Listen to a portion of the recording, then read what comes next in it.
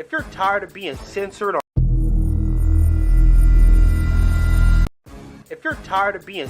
on social media, join 60s.net.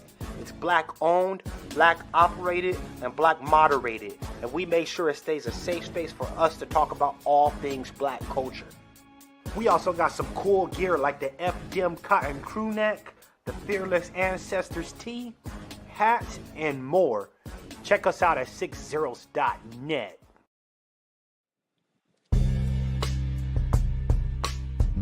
Hey girl, why are you so sad? I just got banned from Twitter again.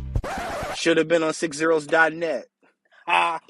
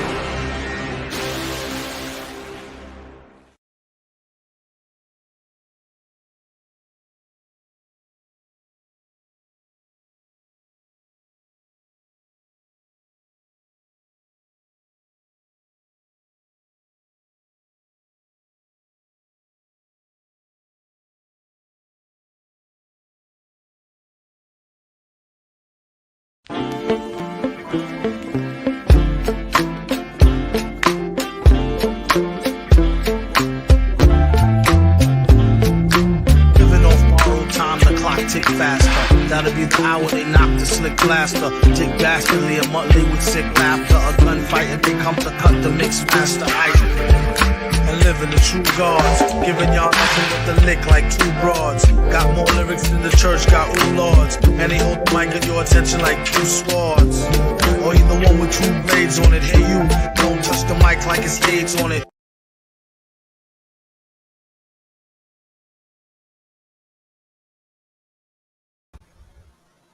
All right, welcome once again to the beatzillapdx official show. I am your host, beatzillapdx officially, and this is the weekly wrap-up. Once again, so I see, looks like y'all coming in, so please like and share as you guys are coming on in this broadcast. We are just now getting started. So, and if YouTube is messing with your quality settings, because it looks like they're starting tonight for some reason on 144, so you might have to change it to 720. So if you are having that issue, if you are not, then great. But you know, we know how YouTube likes to mess with certain people's channels, so we have to deal with all of that. But with that being said, I hope y'all are having a great week so far. Let's see what we got in the chat. We got Nikki the Guy. We got the chief moderator in the house. One who cares. Oh, good Lord. And she said also, it is 100 degrees where she's at. It's going to be 100 degrees here next week.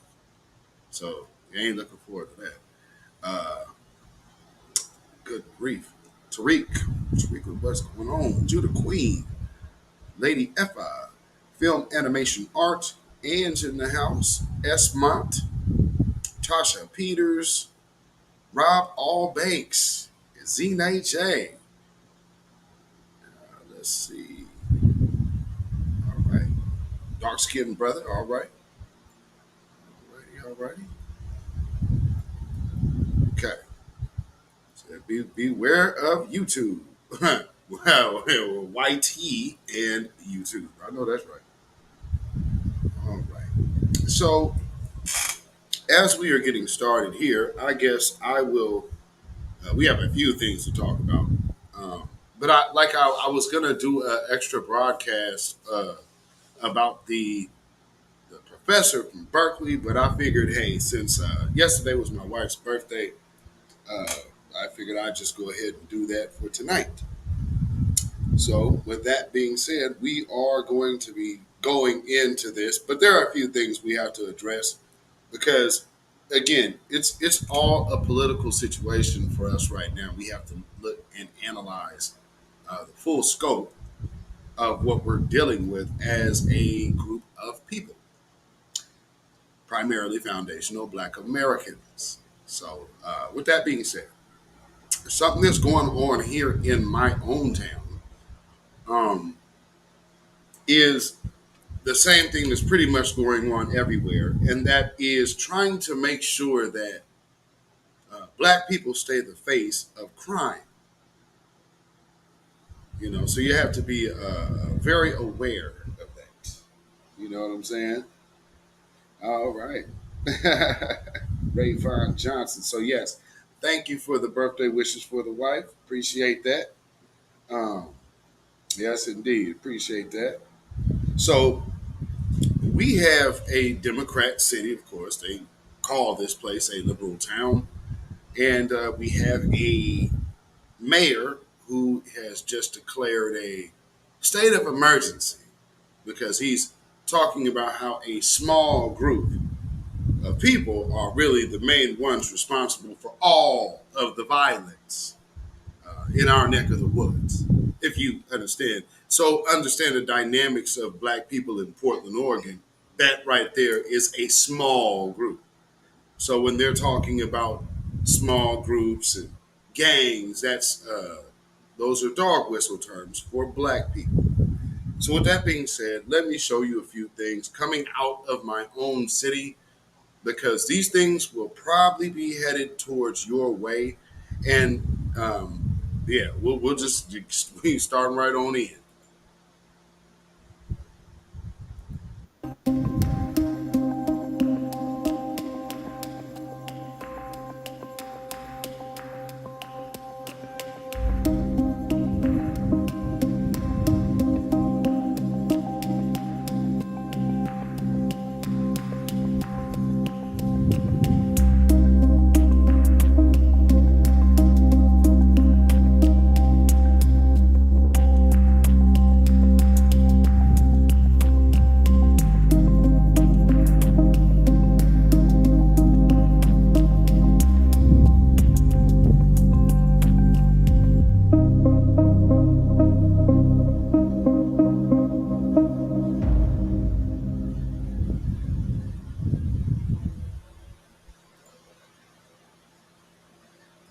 Yeah, that's Portland, Oregon.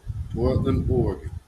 So they are trying to pin all of this crime on the Black community. So what they're doing is not showing you mugshots or showing you the families of the victims.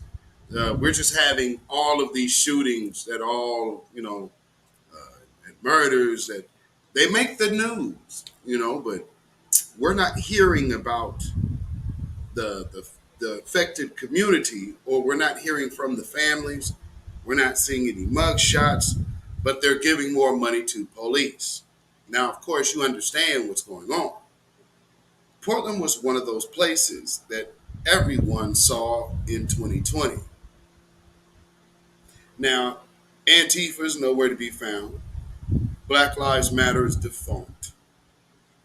However, all of those antics for all of those agent provocateurs that were out there doing a bunch of reckless vandalism, they have manufactured the way for the police to get more money.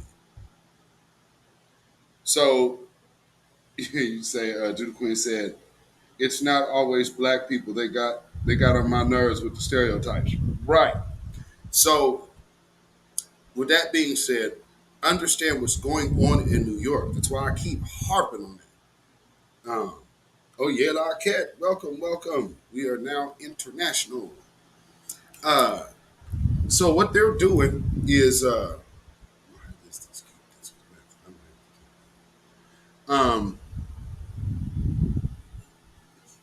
be right back. I got you, to the Queen.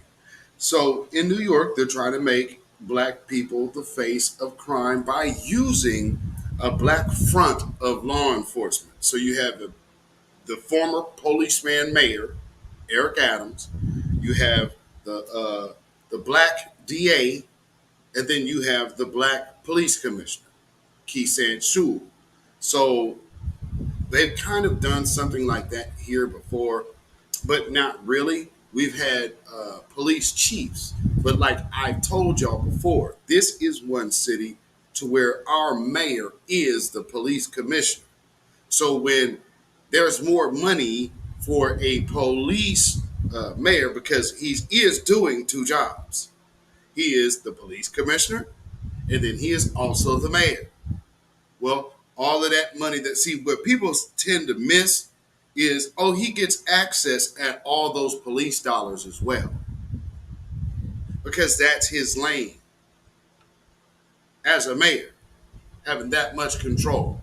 So what they'll do, they'll go to the out of touch black pastors here, and they'll go get and talk to these dudes, and then they have their local snitch or snitches or alleged snitches to pose and sit up there and stand next to the mayor while he's basically declaring war on black people by way of this fictitious war that no one has ever been able to see anyone brought to justice from. And I guess the reason why there's no justice happening is, oh man, these police just need some more money, and we can't seem to get any more police because they have such a problem with not being able to police and the scrutiny that they are under as police. So they are retiring from policing. What other profession ever has said, oh, I'm retiring because you're altering the function of my position? Where does that happen? So let me go ahead and show you what this demon is doing, because y'all need to pay attention. See, they are fully aware that the Democrats' days are numbered. Right now, we have a three-way tie or three-way election with three women for our governor. First time in history. Three white women, of course. One stud, and then another older kind of late in life stud, and then a Republican. So we have an independent, a Democrat, and a Republican. The Republican probably would be the best option in all actuality, but with that in this state, yeah, I don't know about that. But I mean, and that's kind of how they are able to play the game here.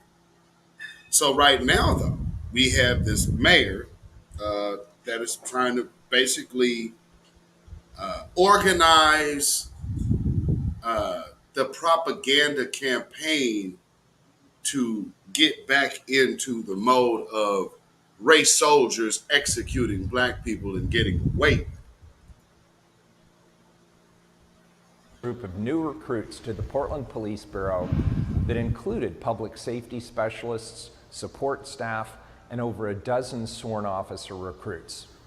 Restaffing the Portland Police Bureau continues to be my priority, while we also work to refocus and reform community safety in the city of Portland.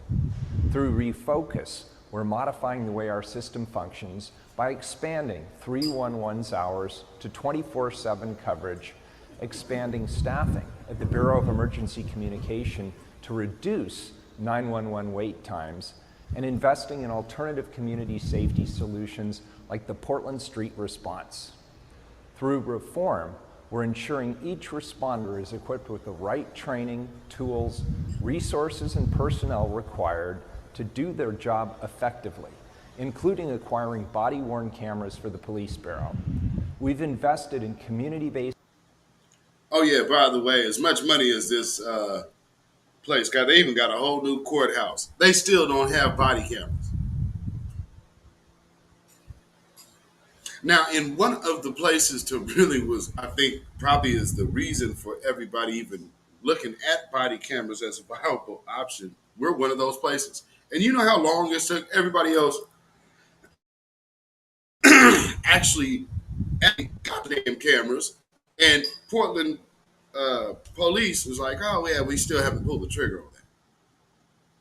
So needless to say, I think they were one of the first police forces in the United States testing out the body-worn cameras and never implemented it. And so now we have police that are saying, oh, we don't want to work in Portland anymore because, you know, the way we have to police is too strenuously changing. That means they can no longer target the minority group that makes the bulk of their arrestees and police interactions. Go figure. Organizations focused on addressing gun violence and are supporting various community oversight groups for greater transparency and accountability. That means the bootlicking, buck dancing black preachers that are out of touch with the community, but they get out there to go push the line. Well, we got to do something about these guns and all these young people. See, we've got to fix ourselves, y'all. So yeah, this is how he's doing it, and you know, it's about time that's up. You know, but yeah, we're going to get them old preachers through restaffing as well. We're working to recruit 300 officers over the next 3 years. Stay off code. This recruiting process is well underway, and after today, we're taking a large step closer to meeting our goal. I'll continue to support recruitment and retention efforts to ensure that community safety has the staffing it needs to keep Portlanders safe.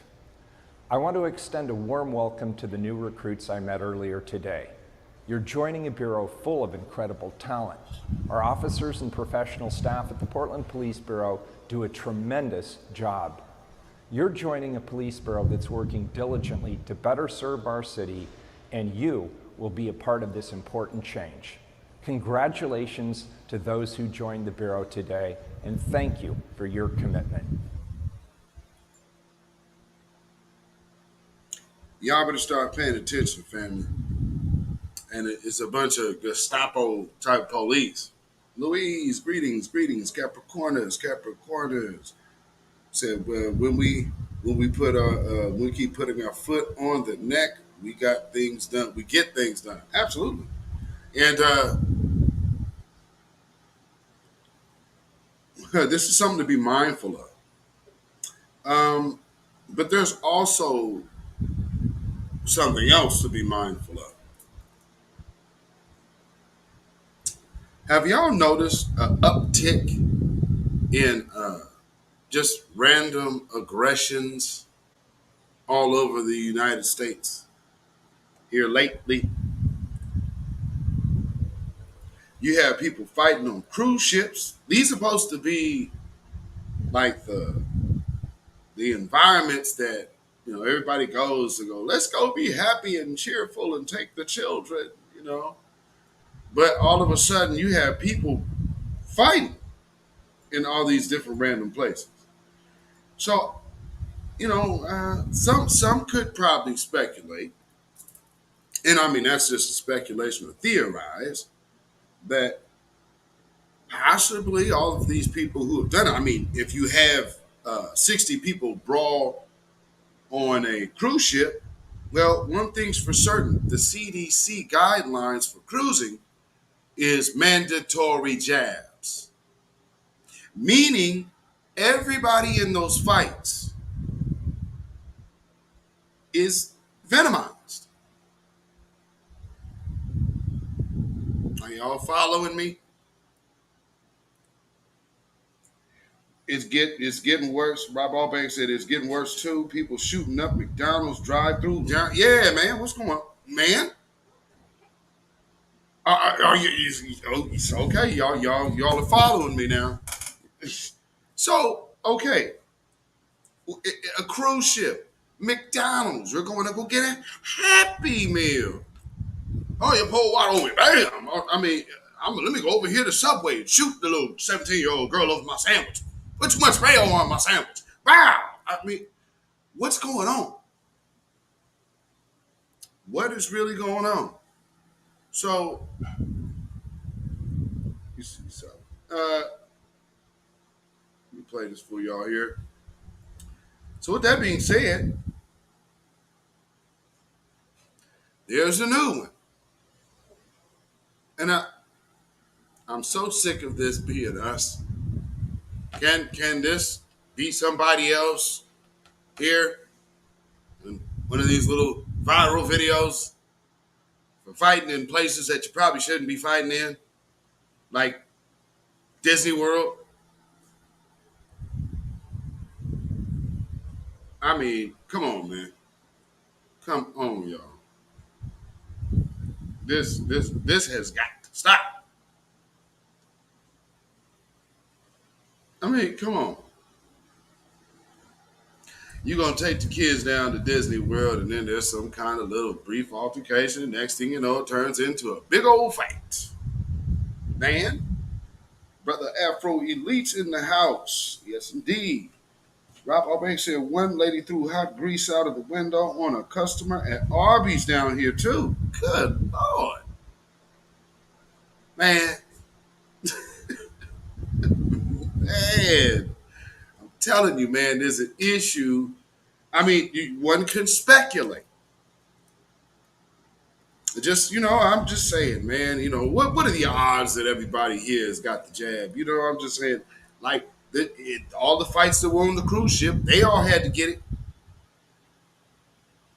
You're seeing all this random aggression. Ain't that odd?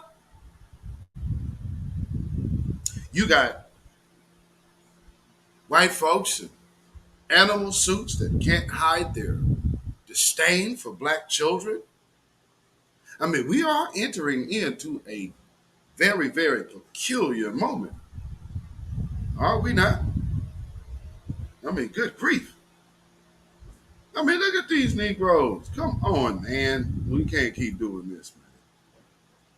We can't keep doing this. And like I said, for 3 cruise ship fights, the CDC won't let you on a boat without that jab. So that means that every last one of them people in them fights, one of them was over a damn threesome. You got 40 people in a fight over a threesome. Only 3 people could have been involved. So that's just people being way too involved with other people's stuff, while they didn't have it cleared between themselves on what they were trying to get done. You know what I'm saying? Z-J, it's too hot, expensive to be fighting at Disney World. Ain't them tickets like over $100 a day? Got to be kidding. Because I know down in Disneyland, they like, what, $134 a day? And please, I know you had to pay a jug to get off up in there. What y'all doing? Smart Mark gone wrong. I think I need to find the flag smashers. Now, so with that being said, Smart Mark gone wrong. Do y'all remember a commercial I played early in my my platform here? I played a Amazon commercial. It's a cartoon commercial for Amazon One. Anybody remember that? Amazon One is a program to where you will be able to use your biometrics to pay. So just like how Chase is now coming out with their chip, their financial chip, well, Amazon has also let you know they have Amazon One, which is moving in the direction of biometric payment systems. So, with that being said, this happened this week. Well, ramping up its push into healthcare. It announced this morning that it has agreed to acquire One Medical, $18 a share, all cash. And you can see, of course, that is having a very positive impact on shares of One Medical, up over 66%, but still trading below. Listen, you never know with Amazon when it comes to antitrust and how they're going to be viewed, even though they have no real presence at all. So perhaps there's just some caution. I hope all cash deal most likely closes fairly quickly. But more to the point, Jim, and we're going to bring Bertha in a minute as well for some more perspective on this. You know, they say we think healthcare is high on the list of experiences that need reinvention. And by the way, One Medical, they say they're human-centered, technology-powered U.S. primary care organization. Right. They combine in-person care in inviting offices, again, this is their description, across the country, with digital health and virtual care. Virtual care. Now, it's interesting because a lot of it's in person, and teledoc shares are down. You pointed that out in response to this. But Amazon, we thought they were going to disrupt the pharmacy benefit managers. Right, they did not. They might disrupt the insurers. They did not. We thought they might disrupt the drug distributors. They did not. They did not. Pill pack deal, remember that? We sat here and talked about, whoa, I haven't heard a thing. Even Whole Foods. Supermarkets. Even Whole Foods. What have they done? Disrupt that. They've just done supermarkets. Amazon Web Services is the engine there. But If you're paying attention, what you are hearing is them making the argument for streamlined situations. So basically moving multiple entities through one entity. There would definitely be one certain way to shore that one up and make sure that there would be no fraud.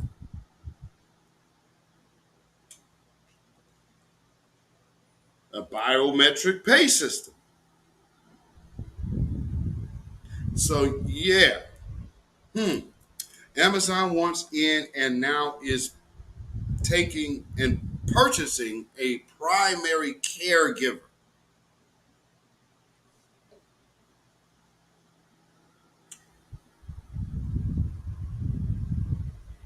I mean, at this point, to wait for them to announce something to you would be a mistake. I would hope anybody that has been paying attention to me has been paying attention. Ever since I started the weekly wrap-ups, I have been telling you about some of these companies and the businesses that they're tied to and the country that they're all tied to, that America sends a lot of money to. Should be a little, should be one of those things that, hey, man, y'all been watching me enough. Y'all can put two and two together. Yeah, you know what I'm saying? Kid Gravity Beyond, what's going on, my brother? Salute. So, yes, indeed, I got my brothers off in the house tonight. Y'all go follow and subscribe, Afro Elite and Kid Gravity Beyond. So, again, going back to the Amazon One, this is a situation that literally puts them in position to facilitate from top to bottom a mechanism of financial payment, because I believe that they are one of the ones that are the first in line to do that. So it's as you are seeing all the different things that Amazon has got into. They got into Whole Foods, right? So they bought that. It is probably now time to start really seriously looking at all of these little different movements that are going on, because it all still ties in to how I started my very first weekly wrap up, going right back to some of them countries where the country to where the little head people reside, like I said, and all of these pharmaceutical companies that are operating here in America all go back to that.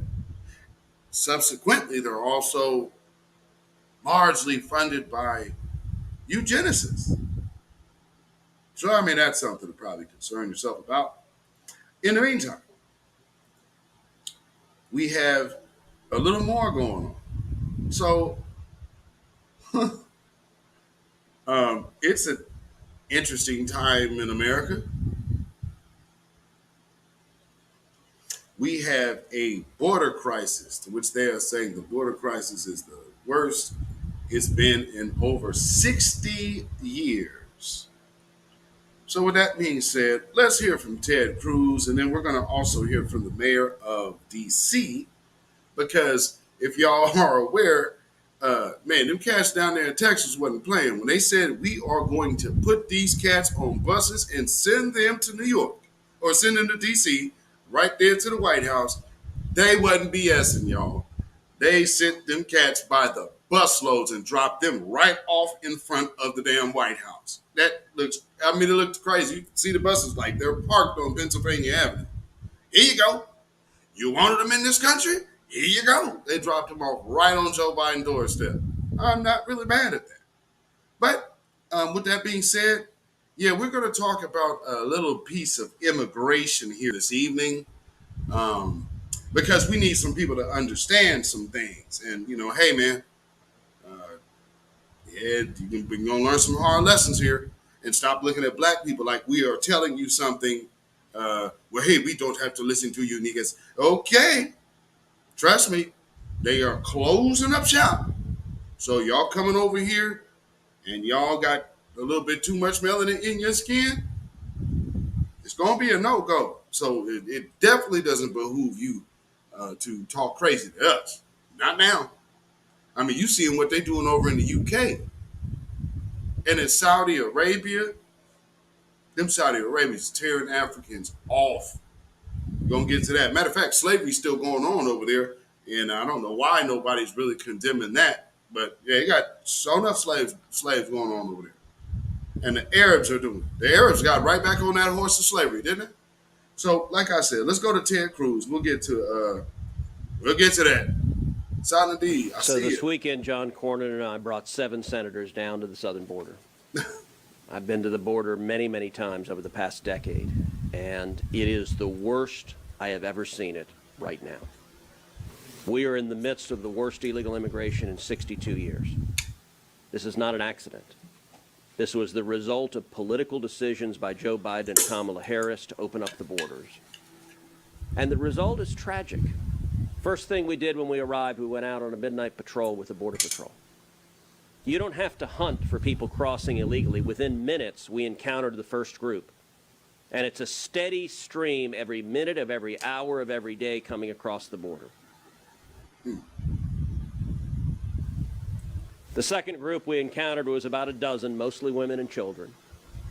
In that group was 2 7-year-old girls, each of whom was an unaccompanied minor. Their parents weren't there. They had no family members. They were not sisters. They were 2 7-year-old girls all alone with a group of strangers who had been transported by violent drug cartels. The Border Patrol showed us a patch of grass about 100 yards from where we were standing, where just a couple of weeks earlier, 2 other little girls, 5 and 6 years old, had been violently raped. The Border Patrol had to come and provide medical attention to those little girls who faced horrific mistreatment at the hands of the cartels. These cartels are making billions of dollars every month Every single illegal immigrant who comes across must pay the cartels anywhere between $3,000 and $12,000. When they come across, they're wearing colored wristbands. We saw the wristbands by the hundreds laying by the shore of the river. Each color corresponds to how many thousands of dollars they owe the cartels. Wow. So these teenagers arrive in America. The Biden administration ships them to every city in America. And they are in debt to violent drug cartels, thousands of dollars. So you have teenage boys working for the cartels in your city. And if you don't live in the border, you might think the open border is not my problem. Whatever city in America you live in, there are illegal immigrants in debt, thousands of dollars for the drug cartels, working for the drug cartels in your city and committing crimes. And the boys have it better than the girls. The young girls who come in owing thousands of dollars, many of them are forced into sex slavery, forced into a living nightmare. Now put this in perspective. We're talking about Joe Biden. For some of y'all who may or may not have seen what people have said, Hunter Biden has his father down as in his phone. Maybe some of y'all know. Don't put that one in the chat. We just put PP for P. Peter. So his own son has him, speculatory allegedly, has him down in his phone as that. So it's ironic. You got little girls coming up here with no parents around, but here on the cartel's dime. Does that sound right? Who's sending their 7-year-old girl to another country with strangers? Does that sound right? I'm just asking questions. The Border Patrol agents told us about something this trip that I had never heard of before. It's something they call a rape tree. Wow. That the cartels bring immigrants across the border and they violently rape them here in the United States. And then they hang their underwear on the tree as a trophy and as a taunt to law enforcement that you can't do anything to stop us. We met with landowners who showed us photographs of illegal immigrants they find on their farms and ranches dead over and over and over again, abandoned by these violent criminals. Just weeks ago, 53 illegal immigrants died in a tractor trailer in San Antonio, including a child who was 13 years old. Last year, we had over 100,000 overdoses in the United States as fentanyl floods this country, and the Biden body bags keep building up and up and up. We've all seen the misery. I have a question for you. Why hasn't Joe Biden gone to the border?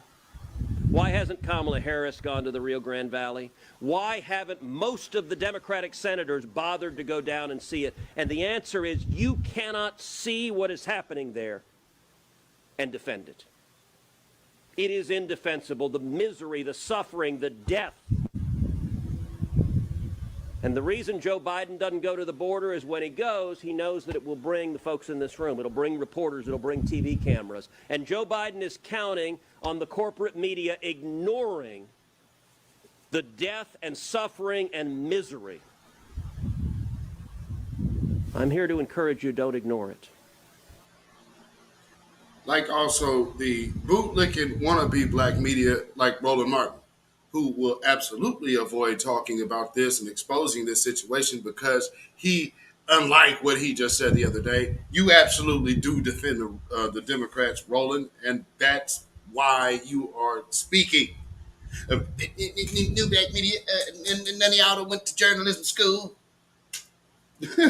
Film Animation Art said these are groups that come to this country and criticize FBA, and they're sending their children across the border to work in the trade.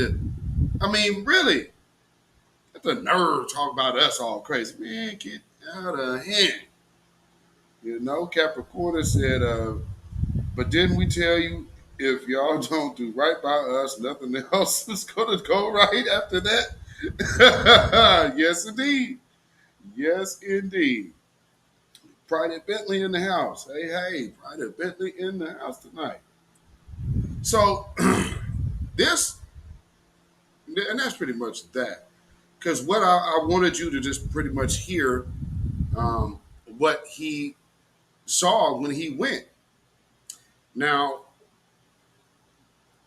let's visit Washington because again, those people that are coming over that the state of Texas Border Patrol are catching, they're busing them people to Washington, and so the homeless shelters in Washington D.C.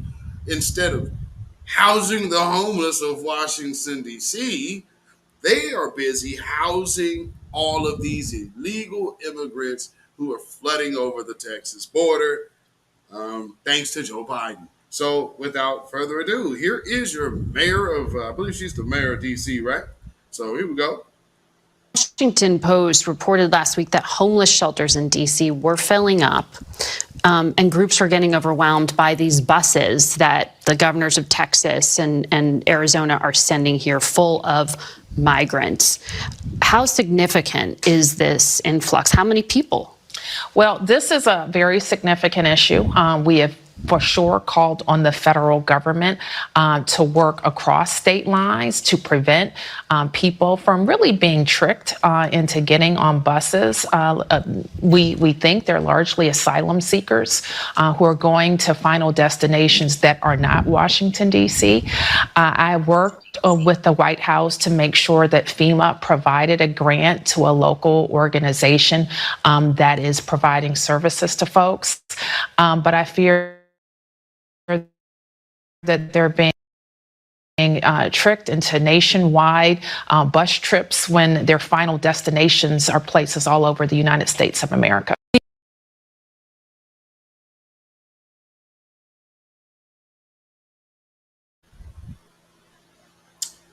Well, how do you defend that now? I mean, really? Like, how do you defend such a thing? Man. And this is better than Trump. And that's not saying that we are Trump fans over here by any stretch of the imagination. But at some point, you got to start looking at the situation for what it is. How were we as a community better off? And it's easy to say we were better off with Trump. To say we are better off with this dude here, you are absolutely lying. I won't even say you're fooling yourself. I will just call you a flat out liar. You are lying because you know good and damn well that's not true. So, and that's where we are with things right now. We have to address our condition in reality. It's unfortunate. But see, here's something else that just recently happened concerning immigration. Because see, when the immigration conversation initially started on Twitter, it was about immigration, period. And then you had black immigrants centering themselves in the conversation as if they were the only immigrants on earth that immigration is dealing with. And we understand full well the people who come here and identify as white are the immigrants that they are looking for. So when we're talking immigration, we are talking about it as a whole system, not pulling out one group of people. It doesn't help our community at all.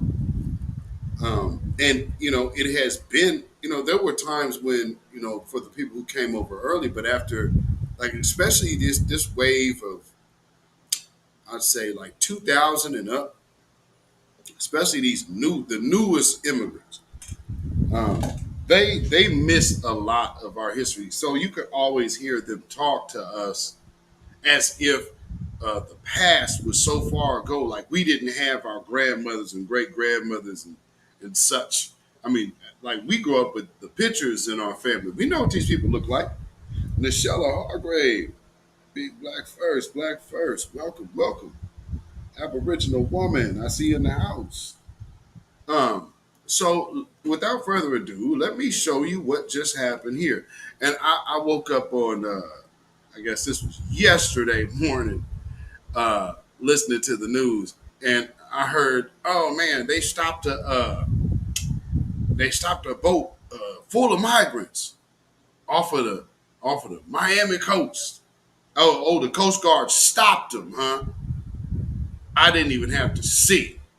So let me play this for you, because family, I haven't even watched this video because I didn't even have to take a stab at what kind of immigrants or migrants were coming here that you actually stopped. The Coast Guard stopped, not Border Patrol, the Coast Guard. Okay. Also breaking at noon, a boat overflowing with passengers, including many small children, stopped by the Coast Guard in the waters off Boca Chica Key. We start with Local 10 News reporter Leanne Motorhome. And Leanne, walk us through what's happening out there right now at sea.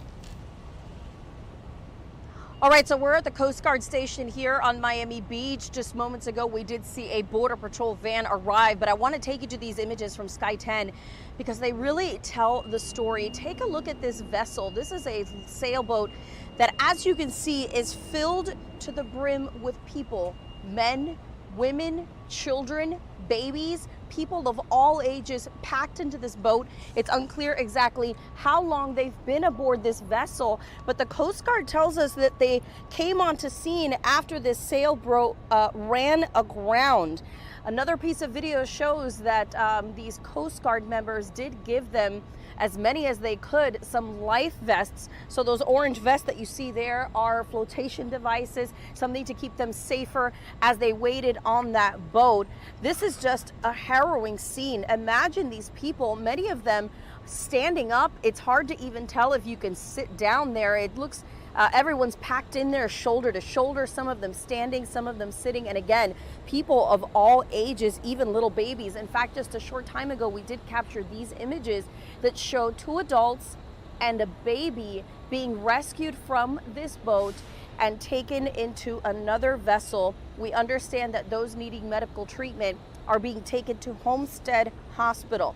The Coast Guard confirming that just after 11:15 a.m., at least 150 migrants were on board that vessel, and that a Good Samaritan did spot that boat and report it. That is how first responders arrived. You had Miami-Dade Fire Rescue officials, officers from the U.S. Customs and Border Protection, and FWC all on scene. Again, a vessel filled to the brim with migrants, possibly Haitian migrants, at least 150 of them running aground near Boca Chica Key, spotted by a Good Samaritan. The Coast Guard and other agencies now responding, tending to those who may need medical care, those of whom need it being taken to Homestead Hospital. We're going to stay on top of this story for you throughout the day and bring you any updates on air and online. For now, reporting live in Miami Beach, Leanne Morejon, Local 10 News.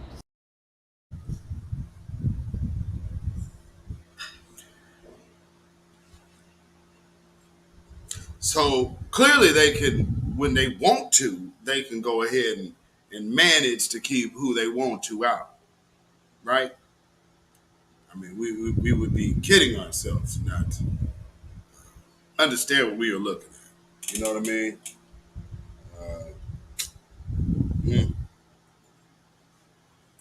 Oh, Lord. What can you say? All right. I don't know what my earbuds are tripping, so I had to go with the headphones. So got to do this. So with that being said, there was another situation that came up. And see, here's another thing, because people a lot think that we are we're holding some kind of ill will position just because we don't like immigrants and all of this. Like it has nothing to do with liking anyone. It is not a good deal for us at the moment. And right now, like if you've noticed, there's a lot of people that when they talk about, especially foundational Black Americans, they get into this like divisive discussion. Like how it's divisive for us to kind of separate ourselves. No, we have never been in a situation where we ever felt that we were connected to somebody outside of here. At least not myself. I mean, and then, being a musician and being able to travel and go certain places and witness the disdain firsthand, that's back in the 90s. So that's before everybody else knew, how these people were really feeling about foundational Black Americans. A lot of people did not know that. And that's not saying everybody over there feels that way about foundational Black Americans. However, we cannot ignore what it is. And so here's one thing that I have to say about this book. I have no interest in going to live on another land when my ancestors' bones are here. Now, granted, another land would be great, but the system of white supremacy absolutely must be destroyed for that to even look enjoyable in a grand scheme and grand scope of things. Anything less than that simply makes anyone a fleer. And if we are the ones who stand on not fleeing, it kind of sounds a little cowardly to consider that we are going to avoid white supremacy by fleeing somewhere around the world to where you have people who won't raise their hands as much as we will against white supremacy. Why would you think you would have a safer place anywhere else? That just doesn't make any sense to me. And I hear it and I get it, but realistically, what do we have over there? Because, let me show you something. There's a reason why they're getting out of there. Now, let me show you something. Okay. The hatred for, I need y'all to really let this sink in. The hatred for foundational Black Americans is an absolute universal hatred. You can't come here not knowing how this country was built. Talk to us like we ain't the people of the offspring of those people and think that you are of some kind of moral standard. No, these people absolutely came here to gain. Well, man, see, here's the excuse. We should be able to mistreat you and misuse you because we are looking for a better life. Everybody is literally telling Black people, we're coming here to take your resources because we are looking for a better life. And on top of doing that, we're going to look down on it. I want to go to someone's land that doesn't even respect me in my own.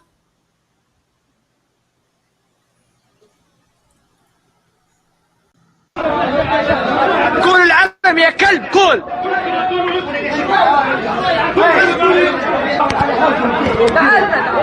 قول العالم يا كلب قول تعال انت تعال اقرب جاي يا كلب اقرب قول العالم قول العالم قول يا موسخ يا طواغي يا كلب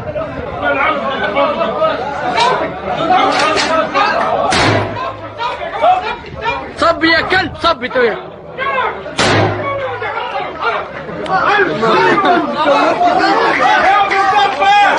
الله أكبر.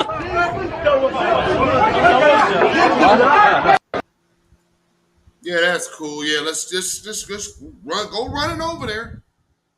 Got to be out your mind, man. We got to look at things realistically, man. You are where you are. Plant your flag and fight. We're not sitting up here worrying about fleeing. Some people, well, hey, no, I understand. There would be a strategic move for the masses, but we're in Africa. Since they don't even want to be, they come over here and call themselves Caucasians. You got Somalians over here calling us the N-word every chance they get in a space. I mean, oh no, I'm white. Okay. I guess by the cake soap standard, yes. But that really doesn't change who you are. But, okay, I got you. Right on. So with that being said, there was this other little random piece that happened where this woman is kind of, well, I'll just let y'all see. Again, I'm just saying, when I hear the Fleer talk, I just have to put things in perspective for how people are viewing us versus the white man. I want to say this without offending. Offending, yeah. I'm not trying to offend anybody. Let's put it this way. I say I'm African, well, mainly because I am African. Oh, look at the baby's nose. That divester wig is a beast. Most American clothes ever, but no, I'm kidding. But yeah, I mean, I'm African. I'm born in Africa. My parents are African. My family is. We were born in Nigeria. So yes, I am African. To me, saying you're African American, it defines somebody who has generations of their family here, probably starting from being brought over from slavery. Mm-hmm. So I don't say I'm African American. There's no box to check that you're African when you're filling out applications, but we were raised in a certain culture that a lot of African Americans just don't have. We were raised in a certain culture that a lot of African Americans just don't have.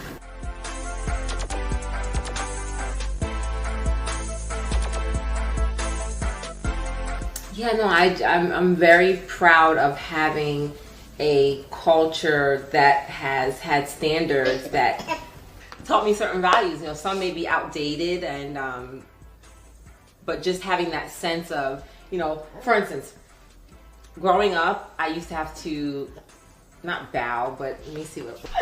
So you're my elder. Uh-huh. So as a kid, you walk into the room and I would greet you like, you know, good evening. Really? Yeah, I'm serious. You know, it's just a certain culture that a lot of African Americans just don't have. It's a certain culture that just breeds a level of respect for elders, a respect for tradition, a respect for yourself, you know, just certain things that, and I speak generally, that, you know, there's just certain things that I feel like I was raised with that makes me very proud to say that I'm African. So people ask me, I will say I'm not African American, I'm African. But the African is saying you ain't one of us, and you ain't a part of us, and we're gonna change how we do things to make sure we show you are not one of us. So we need to stop with the, hey man, we all, man, everybody with melanated skin ain't your kin. So going to a land where people don't fool with you the long way, just because they got melanin don't mean it is going to be cool for the masses of black folk. So that's a pipe dream. Because here's the reality. Like I told somebody that asked me the other day, well, hey man, shouldn't we be going to go use our skills? This mindset that we owe Africa something after building this country is beyond me. Where does that sentiment come from? That sounds ridiculous. Hey, you built your house. Now why don't you come over here and build mine? What?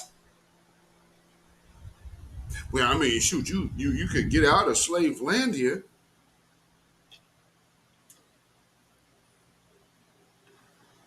Family, did the slaves of 1804 flee? No. And all other liberated islands of the Caribbean, did they flee? How do all of a sudden we get to the number one slave power in the world, backed up by England, and all of a sudden we want to go flee to another land that is still dominated by England and China? Well, I know people will say that, and there's people that, yeah, but they don't have the go in them that we do. We have to remain in our lane. We are foundational Black Americans. Looking back into years and years, everybody on the planet has came from around that landmass of Africa. which is consistent of all of what would have been that mass land, not just what they call it today. So that means like Israel and Palestine and all of those areas up north as well. But none of that gets talked about. No, just what you define as the continental Africa right now is how people, which is asinine. I mean, just hearing people talking, it's like, damn, man. It sounds good, but at least take the history and the present and then understand what the future is going to be. Stop dreaming about it, but look at what it is. So is this place safe for us? Cool, it is. Is this place safe for us? No, it ain't. See, we need to know the nuances. Throwing a continent at black folks ain't telling us nothing. Give us a country, narrow it down to a location. What region would we be coming from? And who's calling for us? Who's making provisions for us? When they come here, there's set-asides and programs for them to wash right on into. Why can't that be done for foundational black Americans if somebody wants us in Africa so bad? Instead, we're supposed to go over there, pocketbook, checkbook open, to just go ready to break bread in Africa because those are our brothers and sisters. And now we're just going to make another corrupt government rich because all of those people come over here talking about they can't do nothing because of the government. So how on earth are we going to change that? I mean, like I said, I know it sounds good, but it's so far from realistic and ain't funny. Going on vacation. Yeah, you know why? Because you're just another customer. Remember the EPMD song? You're just another customer. Yes, come here, Negro, and feel like you are at home, though you're not. But yes, all of us, we are brothers, and our brothers, and they give you the whole brothers and sisters and Africa shit. Man, will y'all stop falling for that dumbass line? That's a hustle. Y'all go over there. It's a hustle. Jeez. The one place on earth that they know they can just snow y'all stupid niggas. Because, I mean, y'all just so eager to go over there. Man, I feel at home. Man, I'm finally seeing some people that look like me. Oh, Jesus. God. Y'all be killing me with that. We are different bloodlines than the Africans. And you understand. I mean, And I mean, even without going down that road, let's just look at the simple geographic stuff. Like I said, name me a country to where we look like what? Where's the country that look like me?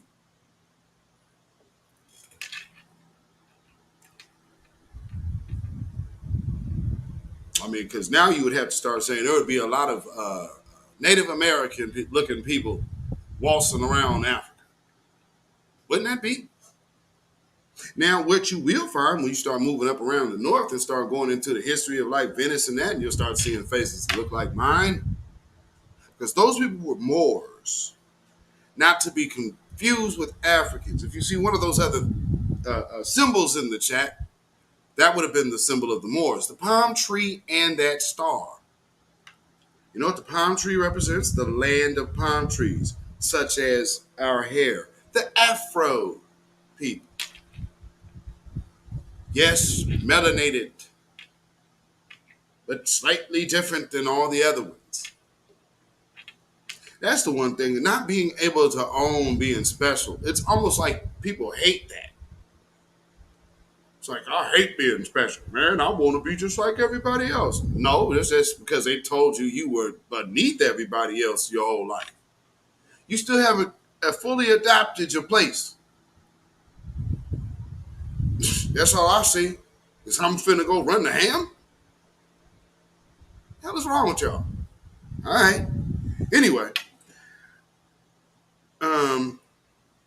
you see how they feel about us. And she's sitting there with a whole white man.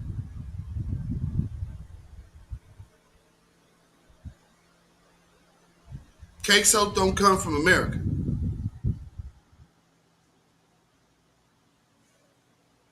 They just simply don't. That ain't our thing. We're not really big on that, especially in the foundational Black America. The B1 circles, no. Matter of fact, colorism is very much frowned upon. You know, there ain't no light skin, dark skin shit in B1. I mean, you know, but I mean, it never really has been. In Black militancy, go down the list of all your former Black militants and Black leaders. You can start with Fard Muhammad. Some people would say, oh, well, they say he's a white man. Well, that's neither here nor there. I'll stand by he was a mixed man. I mean, because I've had people in my family that looked the same way that weren't even mixed. Now, with that being said, that's the beauty. And here's another thing. Y'all know how many mixed people are down there in the Caribbean? You got Jamaican Chinese people, man. Shit, you got white folks, white Jamaicans that would be harder to understand than any of these people that were acting on TV sounding like they were from Jamaica, but they were really sounding like they were from Barbados or Trinidad. It's like, if you can understand them, they're not from Barbados or Jamaica. Like, no, that's more of a Trinity thing. The Virgin Islands, they be all nice and proper. Ain't that right, Kid Gravity? Gee, Jamaica has a town called Beverly Hills. And Kid Gravity beyond the Jamaica. So, I mean, if y'all don't know how it's getting down there, man. Yep, Jamaican Chinese, not Donald O'Neill. Man. And that's why, like we were telling with the whole Kamala Harris thing, it's like, do you understand the heavy Indian presence in the Caribbean? So, like, they just, people hear Jamaican and automatically assume Black. Like, no. A Jamaican now should be a whole white man. Who you think Bob Marley daddy was? Bob Marley's dad was white. Y'all know that, right? Come on, man.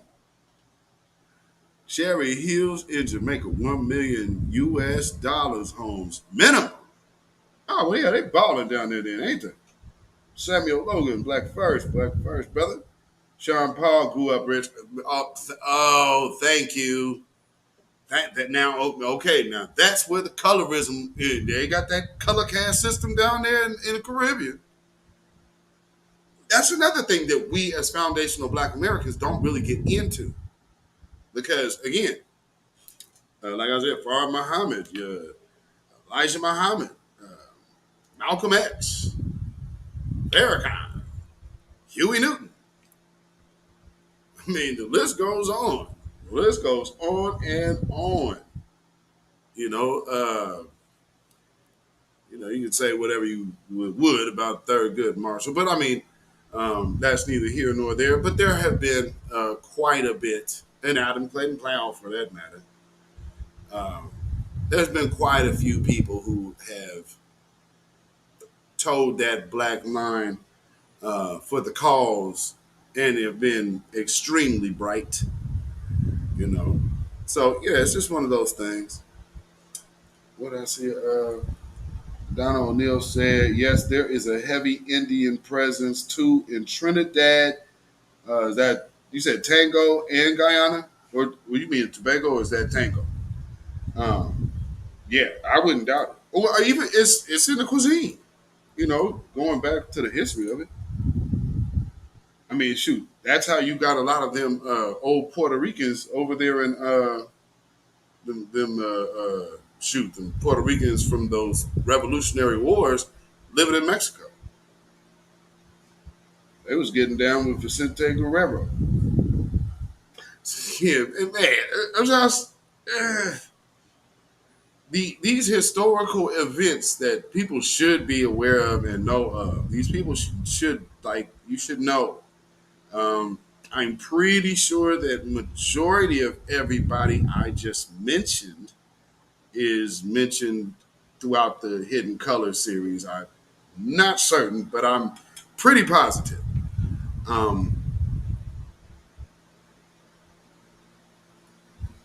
Let me see where I need to go next. We're gonna get into these loony. We gotta get into the bag of nuts, man. We're gonna have to get into the bag of nuts and break down these loons. Oh man, but first, now see, y'all. Did y'all hear about y'all know about the Uvalde story. So the kid that went and shot up the school in Uvalde, you had them cops sitting out there just letting them little kids get dumped on, sitting back like the cowardly lion. But I guess somebody ran up on the shooter's mom, one of the victim's mothers. Ran up on the shooter's mom and had some words. So let's see what that's looking like. Members of Amory Jo Garza, a student killed in the Uvalde school shooting, confronting the gunman's mother and demanding an explanation from her. I'm sorry. You have no right to judge my son. No, you don't. No, you don't. No, you don't. No. Man, your son went into an elementary school and murdered a bunch of children. The world now will judge your son. They say that you can't judge your son who took out 22 people and then himself. Yeah, the world's gonna judge him, ma'am.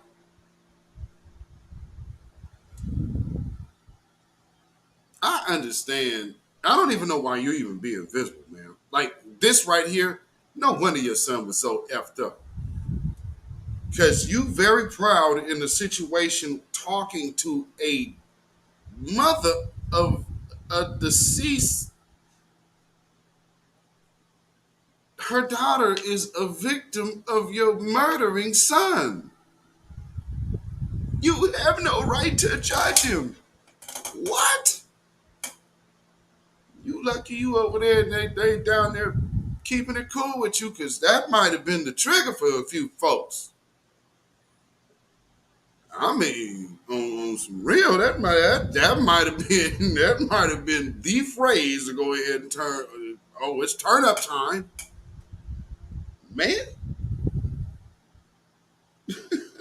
Good grief! You said Shabba grew up poor. Okay, damn. Sean Paul grew up rich. I know my son was a coward. You don't think I don't know that? I know. You don't think I'm carrying all that with me? You don't think I don't know? I know. And I'm sorry. Wow, CNN is reaching out to the mother for comment. Why? No. I think she's done enough commenting,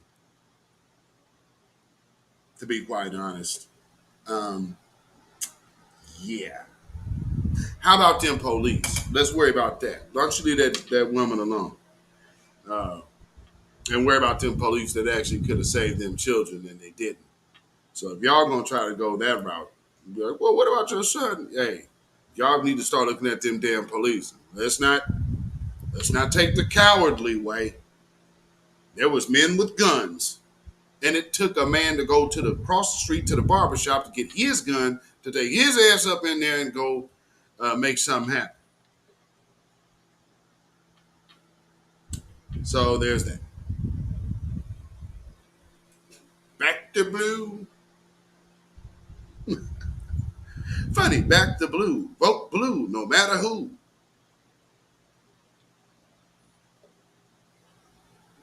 Just can't help a man. Oh wow, there's more billions of dollars going to cops. Man, thanks, Joe Biden. Man, what a winner.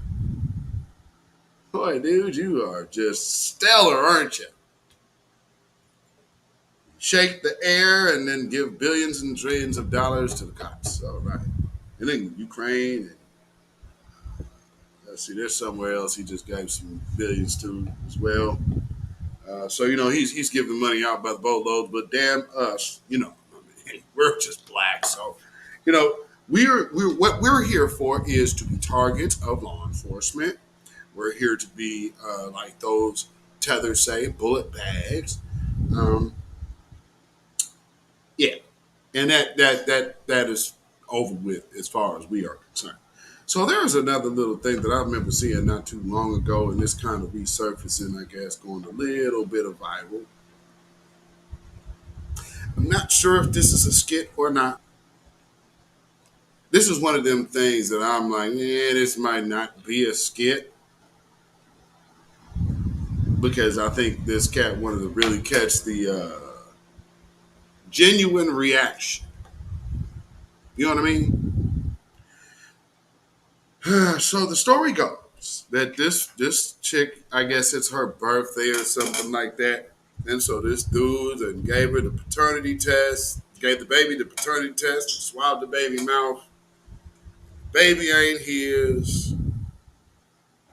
And he's springing it on her that he now knows that the kid ain't his. Family, what do y'all have to say about this? Can't with you and your foolishness. Oh my God. You are one silly man, I tell you. Oh my God, what is this? Oh man. Duct tape, really? They ran out. You're such an amazing rapper. They ran out. I'm sorry. An envelope? What could this be? What could this be? It's not shaking. It's not my necklace, I don't think. Let's open this up. Ooh, it feels kind of thick, okay? Hold on, it may be. Maybe. Pape? This better be a ticket to Dubai for 2 weeks straight, round trip. Because you know I've been wanting to go to Dubai. Open it up. You to read it. What is this? You know what it is? I just want you to know that I know. Nevaeh is not mine. She's not my daughter. Why did you do this tonight out of all nights? Why? Because I wanted you to know that I know Nevaeh is not mine. I've had doubts. So What I went that doubts? DNA test. Nevaeh is not mine. She's not my daughter. Why would you do this? She loves you though. Why would you do this? She's not my daughter. Why would you do this? Why would you cheat? I didn't cheat. Why would you cheat on me? I didn't. That's proof right there. DNA test. Nevaeh is not my daughter. Oh babe, really? Out of all days, you had 3 years to give this to me. Now you want to give this to me? All right, well, listen. You and Nevaeh got to the end of the month to get out of my house. You're kidding, right? I'm not kidding. But You that's your and daughter. your daughter had to the end of the month to get out of my house. But that's Kelly. your daughter. It's not my daughter, Kelly. Yes, it is. The paperwork says it's not my daughter. Why would you do this? I am not the father. No. Stop, babe. Can we just talk? Get the camera on my face. Can we just talk? Get it?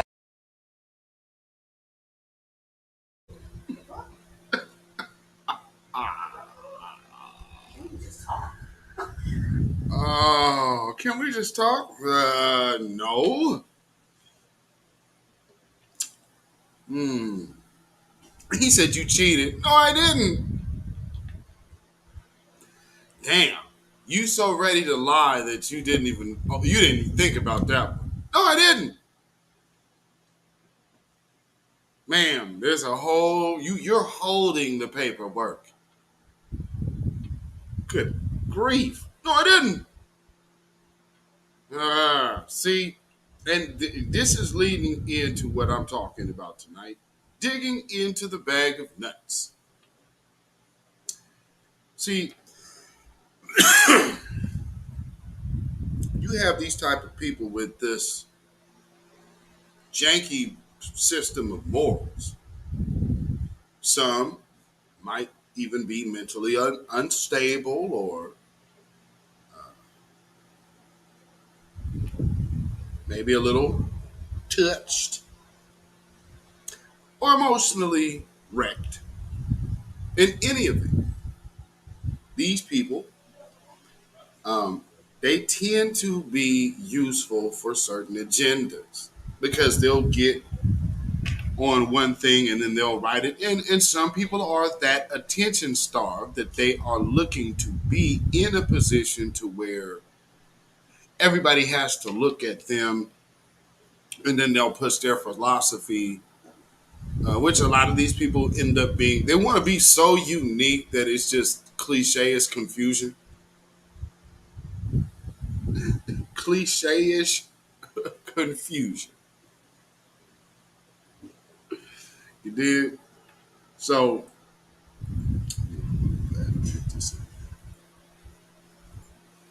let me get these in. Oh, first, let me hit this real quick before I get into it. Because again, you know, y'all be looking at these old individuals who say they represent black people, but clearly never do. They have been trying to force Roe v. Wade in our car nonstop. And so, with that being said, here is again Sheila Jackson Lee. You know, these people are cracking me up. So she's trying to be like some kind of, because now that the reparations talk is really picking up, and remember, we talking reparations, not HR 40. What they kept trying to do was change the conversation to HR 40, which is just a study. We're talking about reparations. And right now you have them trying to put Latinx in the African American Museum in Washington, which makes no sense. And then, you know, Soledad O'Brien said, hey, you know, some Latinos or Latinx are black, you know. It's the African American History Museum. That means 1776, your people's line was in this country. If it was not, well, then you being black now is irrelevant because we're talking history, foundation that you weren't here for. Your people were not here for. They were not present. Being an Afro-Latino does not make you an African American. Now, all of a sudden, y'all realize how cool it is to be black? Not only black, but foundational black American. You know, just a few months ago, people were saying, oh, man, you know, I don't really subscribe to the little group of foundational black American or whatever you call yourselves. I don't subscribe to that. Now you're having people write on it because it exists. And you got these suckers, the Sammy Sausage Sidewalk suckers, that all they do is sit up here and wait for the white man to classify something. What's your classification? How'd you classify yourself? Hey, man, we call ourselves what we call ourselves. You're so stuck to being a slave that you think we're not you, bro. We are absolutely standing on our own square. So when we take our power, this is just what it is, and we'll tell you what it is. So now they can tell you what we told them. Wasn't the other way around. We identified ourselves. This is our identification. Now they can go right on it and say these foundational black Americans. See how that works? Well, I mean, I don't know no legal classification. Doesn't matter. Doesn't matter. We ain't in the time to entertain suckers. So, with that being said, let's hear one that needs to be on her way out of office for some new blood. Yes, as dissatisfaction, as the frustration of the summer, the heat, but I'm ready for the fall when we really. Now listen to this. Listen to this little tidbit, because she's trying to blame the summer heat on black Democrats' disappointment in their party. And listen to what she said.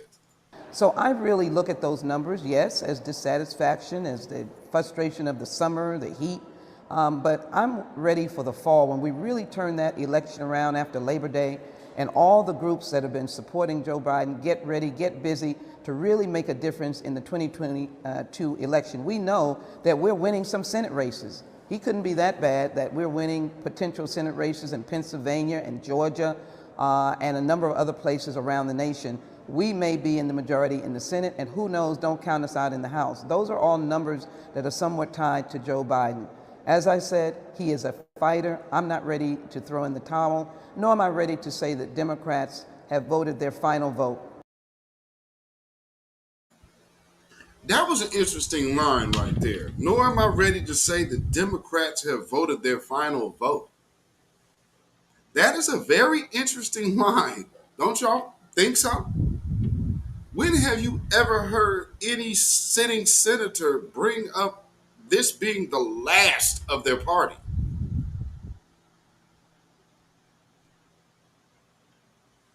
That you've never heard of anything even being a potential to ever happen. But you got Sheila Jackson Lee. I don't want to believe that we. Is this a conversation in Washington? Kind of makes you wonder.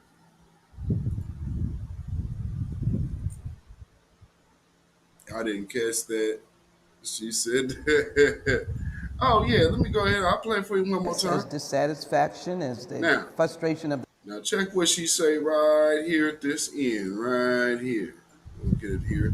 Check this out. As a fighter, I'm not ready to throw in the towel, nor am I ready to say that Democrats have voted their final vote.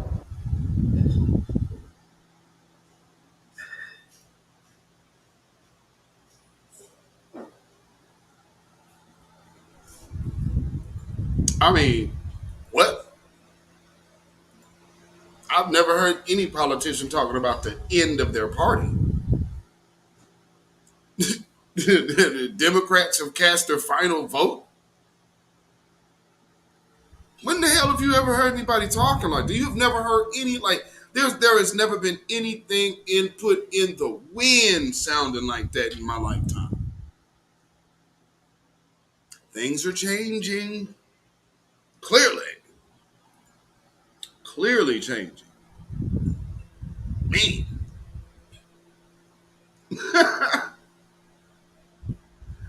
Oh man.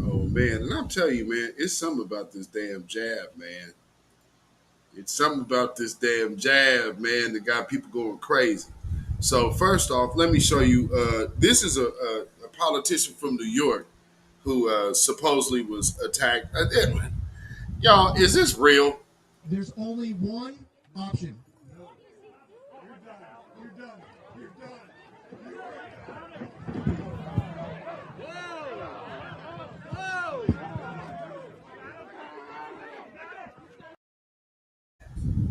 Okay. Let me see here. All right. So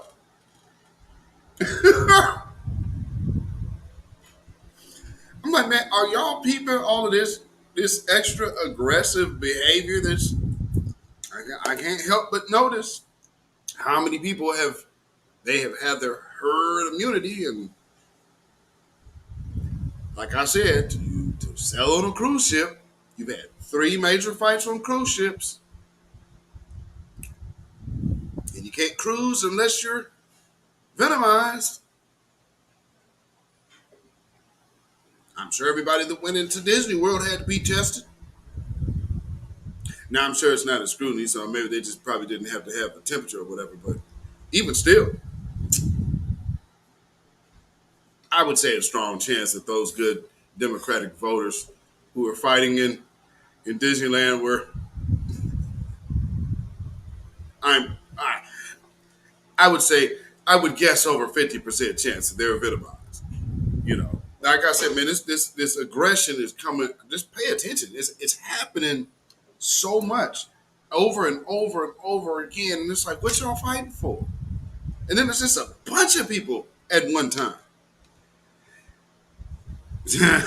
Phantom Beast said, damn, monkeypox made them do it. Well, you know what they call it monkeypox now. I read it today. They're saying monkeypox has the potential, or is about to be the newest STD, and so they're going to label it an STD in America, I guess. Wait, how'd you get the? Okay, I guess I don't know much about no monkeypox then. So now, like I'm saying, the topic of tonight is digging into the bag of nuts, and of course we have to talk about the good professor from Berkeley and a few other people that see. She was the one that stood out, but she wasn't the only one there. So we're gonna go walk through that here in a minute. But first, on the same topic of Roe v. Wade being overturned and whatnot, there are local proceedings that happen in different areas, and then people get a chance to voice their concerns. Well, with that being said, this identifying black woman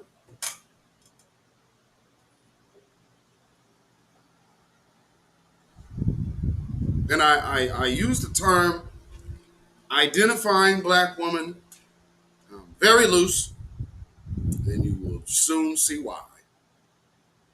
Hold on to your hats, ladies and gentlemen, because I think this is Sister Andrea, I believe her name is. She is going to be able to give you her feelings and also show and tell you her admiration for AOC. So without any further ado, Sister Mother Queen, African Princess Andrea, ladies and gentlemen.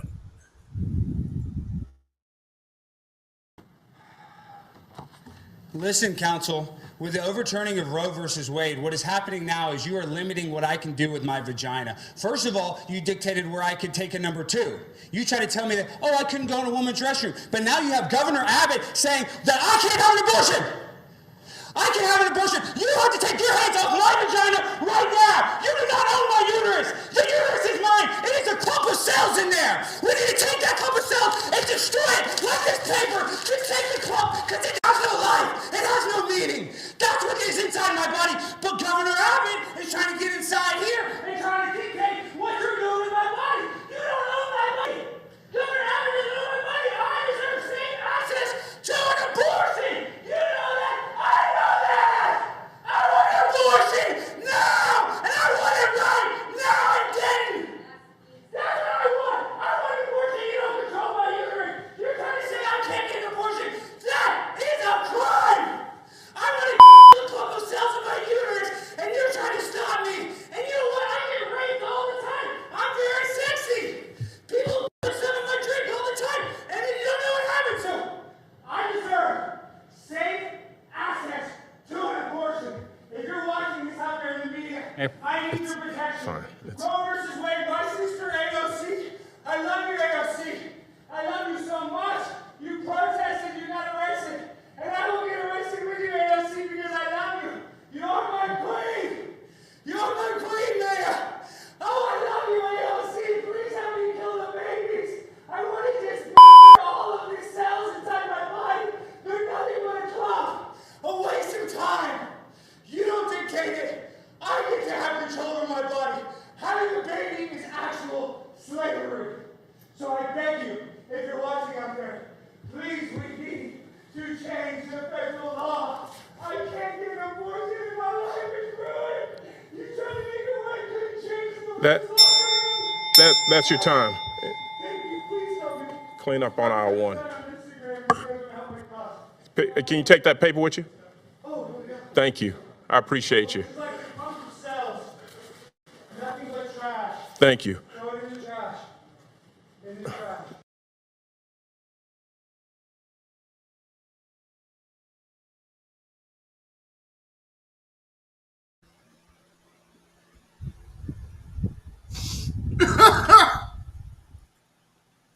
Man. Woo! Mm. Uh, uh, uh, uh, uh.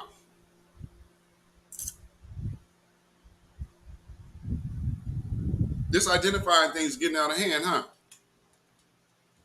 Y'all see where they can go? Y'all see where this can go? Clean up on 901. Black Thinking Space said black women do not act like that. No, y'all don't. My goodness. Okay, he's not black. Andrea over there, how they identify. So I'm sexy, I'm very sexy. People put stuff in my drink all the time.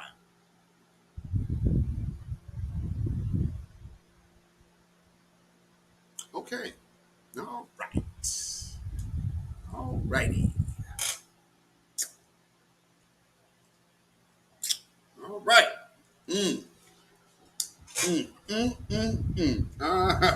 Lord Slilly, welcome, welcome. If you are just now tuning in, please hit that like button right now and share this on your social media.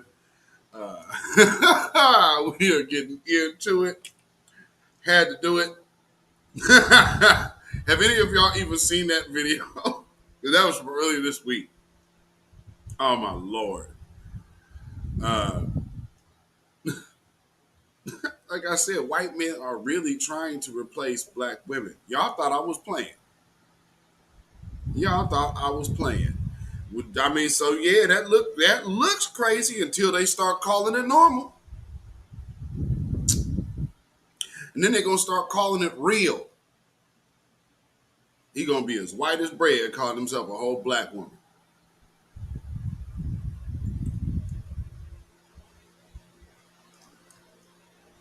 I mean, this is where we are at with it, family. And this is why I'm talking about digging into the bag of nuts. Because, clearly y'all understand what I mean by nuts. I do not mean male organs. I mean that cuckoo's nest. So we gonna get into the to these educated cuckoos, because again, these people are able to be, very educated, but they are able to have a very flawed sense of morale or even which way is up.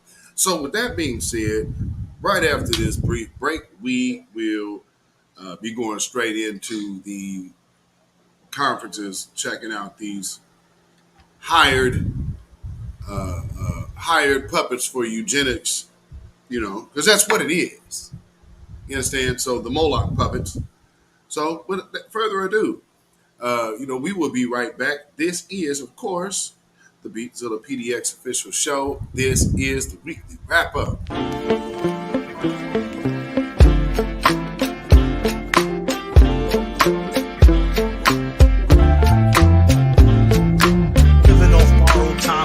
Tick faster. That'll be the hour they knock the slick blaster. Dick dastardly, a monthly with sick laughter. A gunfight and they come to cut the mix master. And living the true gods. Giving y'all nothing but the lick like two broads. Got more lyrics than the church got ooh lords. And they hold the mic at your attention like two swords. Or either one with two blades on it. Hey you, don't touch the mic like it's AIDS on it. Right. In here.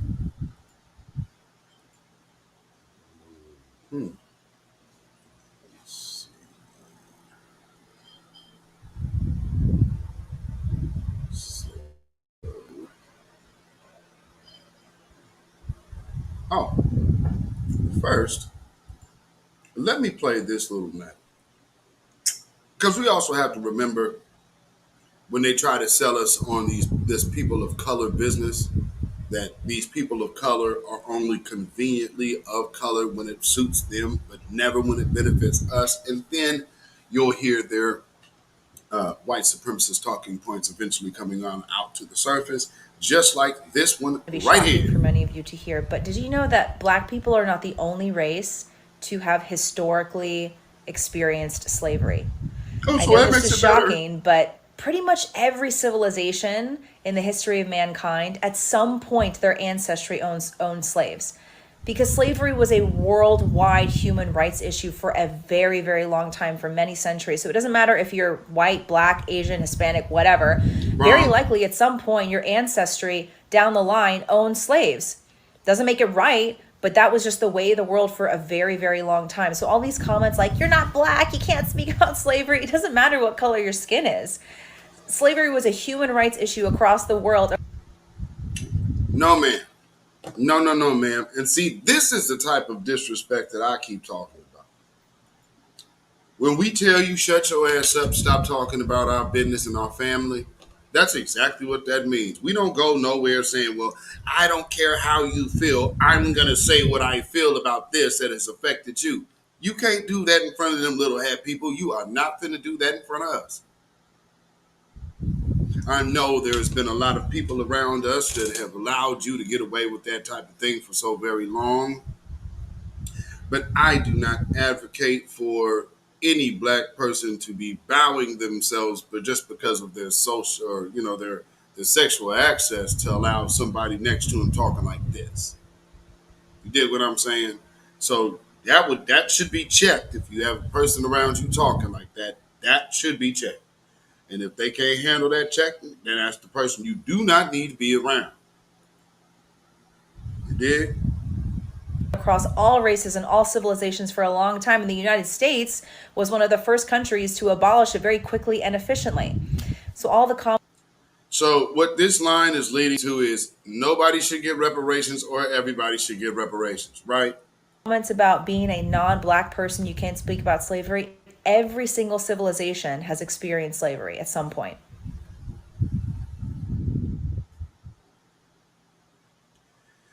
You know, the self-justification for these dirt bags is just amazing.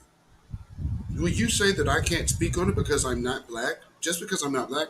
Well, here's my justification, devil. No. See, Satan? That's what we're calling you now. See how you just did that there? You said, hey, forget you and your ancestors. Screw all of you. I'm going to tell you how I feel because I don't give a damn about your history. Yeah, screw you, dirtbag. I mean, we just found another one of them restaurants with a whole bag of sealed cats. Shut your ass up. Got air sealed cats. They're up there and they're like this. It's like, who even sells that? Who the hell sells that? Cat in the bag. On up out of here. And then every time that happens, then people start being able to admit, because you always have some dumb coon. Like I had one of them times, oh man, that's probably fake. People have been talking about the shady suspect food and meat that they got in them restaurants for years. Just to have one of these bumbling idiots come out here, man, I don't know, man. I think that ain't real. What, I'm just supposed to stop eating Chinese food now? You go ahead and take your dumb ass over there and go get you some cat. Go get that Kung Pao Shepherd. And what that one dude was over there talking, was it China Mac? Oh, well, man, some people around here, man, that's just the natural cuisine. Hey, man, when somebody says you eating cats, bats, and rats, and then you turn around and eat a cat, bat, and a rat, that's not a slur. So saying, well, hey, you go eat some watermelon and chicken. You would be upset if that is. See, no. The thing about anybody saying something about eating cats and dogs is because that's not a stereotype. That's a reality. Watermelon and chicken is a stereotype by D. Weitzman. Just like the social construct. There's a whole nother thing too. These social construct idiots. Okay, ma'am, social construct. Well, race is a social construct. Okay. Well, then isn't life also one? So is life real or is life not? Well, let's hear from some of these individuals who contemplate on what life is.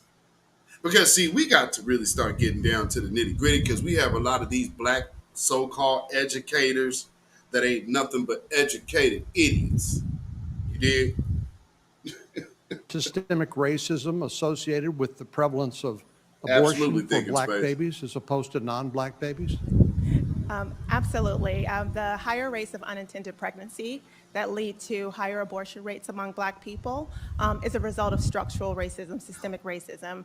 I understand systemic racism not to be boogeymen who are trying to dupe Black people into abortion care. I understand structural racism to be...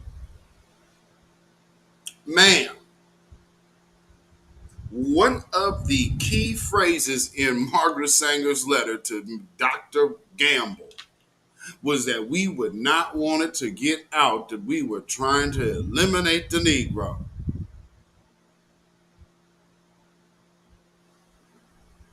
This is the type of treachery I'm talking about. We're going to break down this thing here tonight because I'm sick of these dirt bags, man. Dirt bags come in all shapes, sizes, and colors, and these treasonous POSs absolutely need to be exposed for what they are.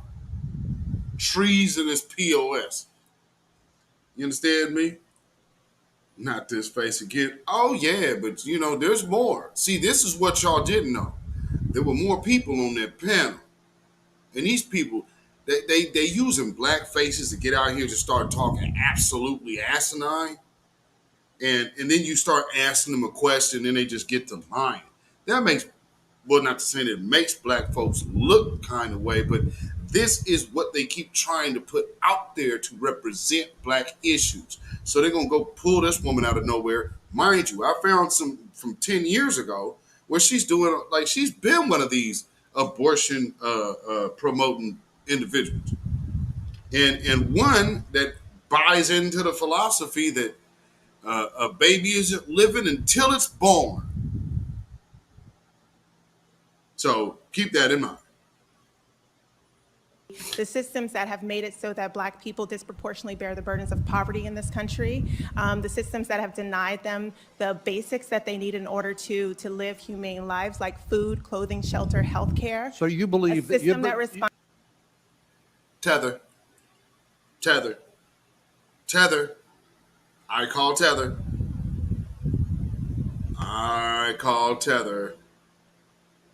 Yeah, baby.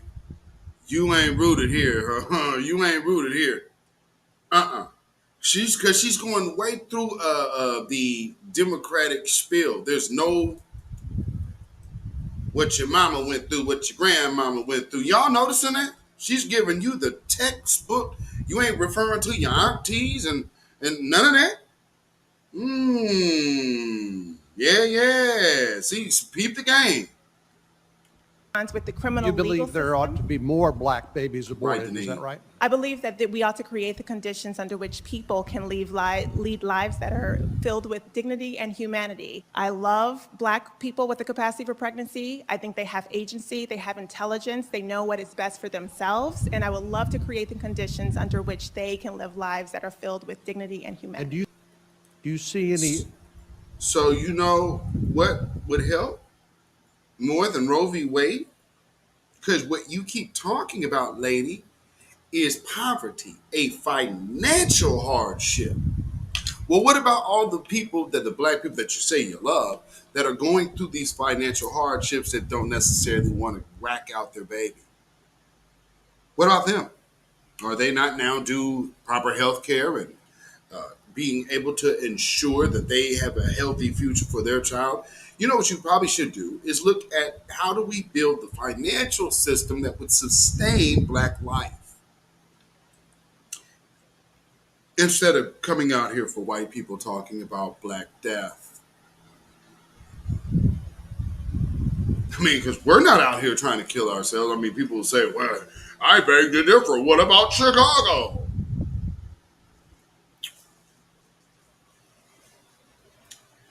Man.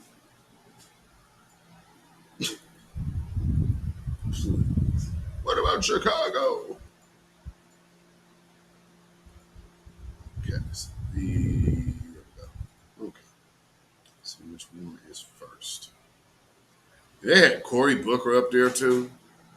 It's like, okay, yeah, this is the first one with Cory Booker. Okay, so these are some of the people to whom y'all were not probably privy to. Get this up here. Okay, let me get that up there. Y'all see them up there? They're nice and deep up on the screen, ready to go ahead and do Massa's bidding. Because again, they're up there under someone else's agenda, but they are there to represent this agenda as if it is what black people want and are pushing for, and they absolutely know this is not true. So let's go ahead and start it. Let's start with the BS, y'all. Senator Cornyn. Thank you, Mr. Chairman.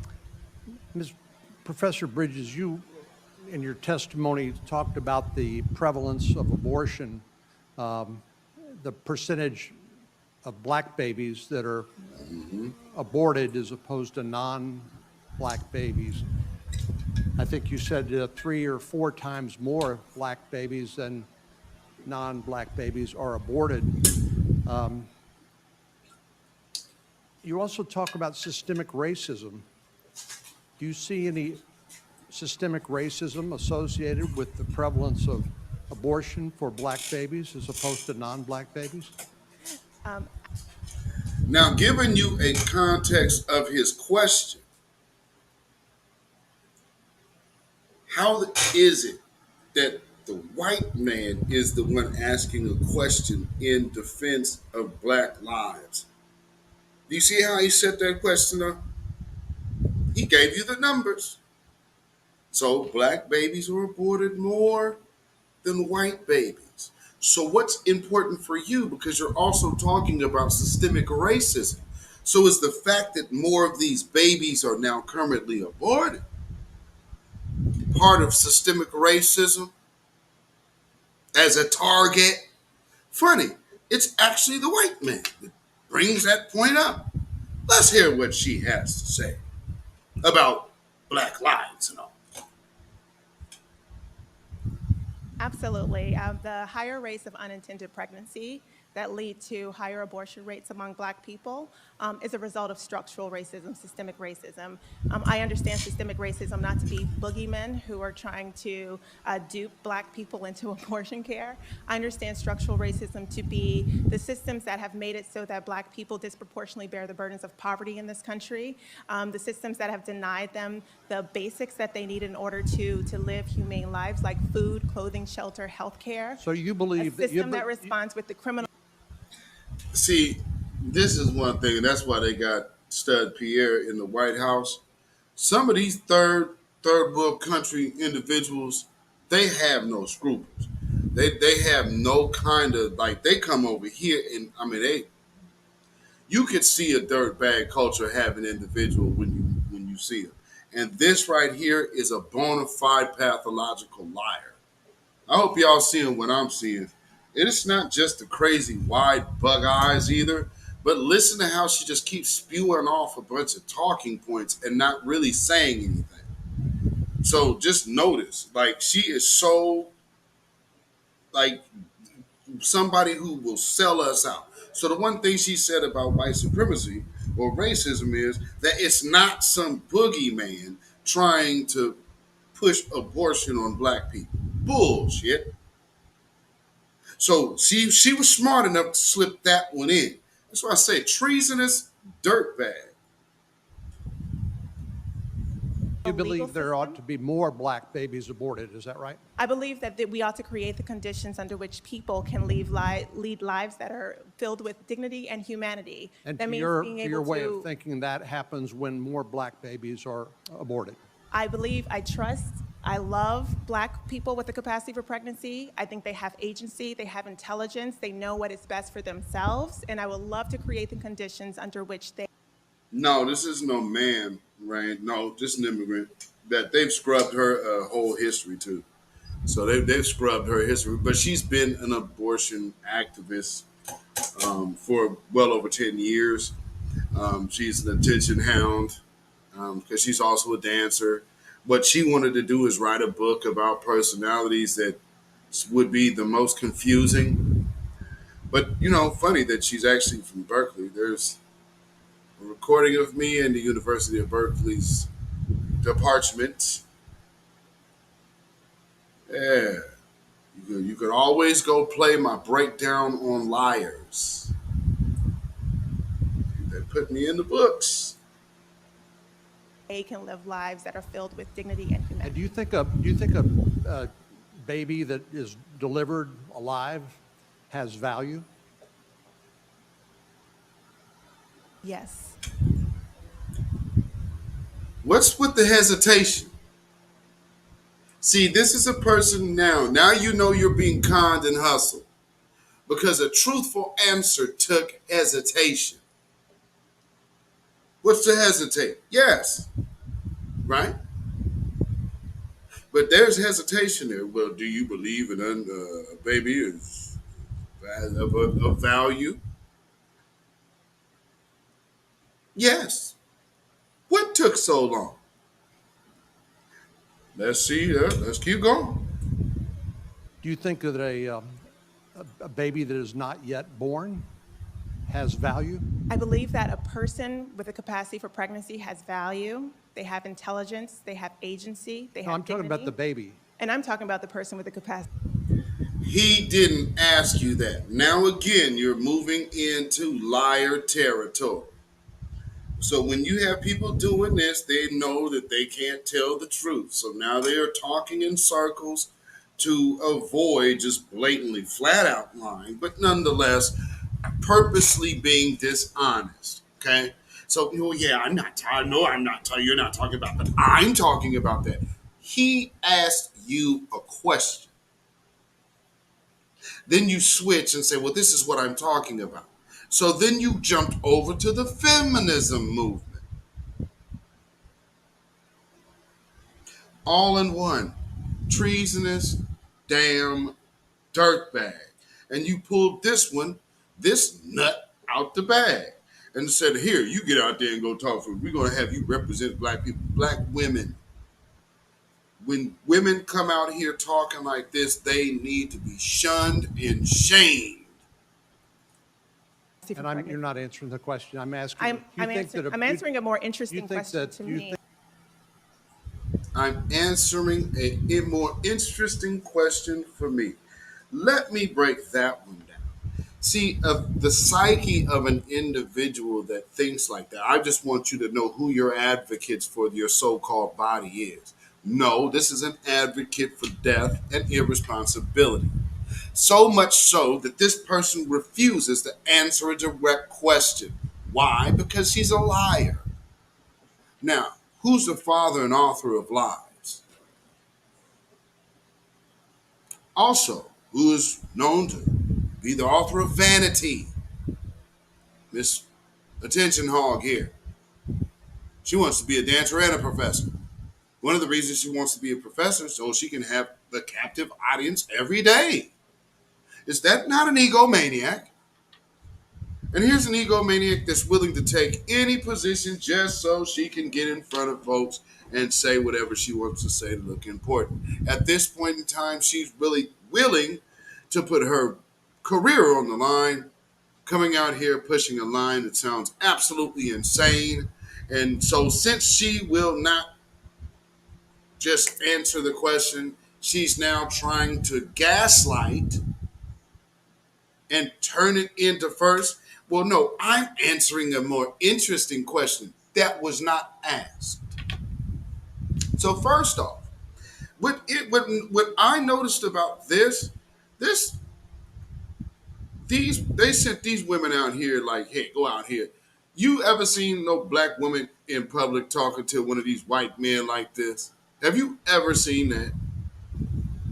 So there is a serious agenda here. You dig? A serious agenda. I think that the baby that is not yet born, let's say the day before this mother delivers, do you think that baby has value? I think that the person with the capacity for pregnancy has value, and they should have the ability to control what happens to their lives. Well, all right. And see, there's the devil speaking. Once again, very direct question of a living being. Listen to the sound of Satan. I know what everybody else, they probably, I can't watch this because I don't like this subject. You might want to start wondering when people like this are trying to push stuff on you, it's not good for you. Simple as that. Whatever you have told yourself, this is the living proof. She can't even tell you the truth about what you're doing. She just believes this, she just believes that, and she just believes everything but right. Because to be able to answer a simple question should be very easy, right? But we're not getting that much out of this moment. At no turn is she answering anything honestly. She keeps lying, gaslighting, and you do not want to put a soul on your head listening to someone like this. Don't you let no idiot like this convince you that life ain't life. This person is a dummy. Yeah, she is a Berkeley teacher, and I would wonder how long that's gonna last. Because if I was y'all, I would not want this woman. No, I'm definitely not paying money to send my children to college to have this woman in front of them. Hell no. But see, that's right there at the right time to be confused by one of these weirdos. Yeah, don't be twisted. This a weirdo. She's a female, but she's a weirdo. Okay? And I just note you Afro refused Elite. to answer the question. Ms. Harwell. Afro Elite says she even looks like she has no soul. Bruh. Bro, for real. I mean, that's what I'm saying. And I was initially going to title this show When the Eyes Tell It All.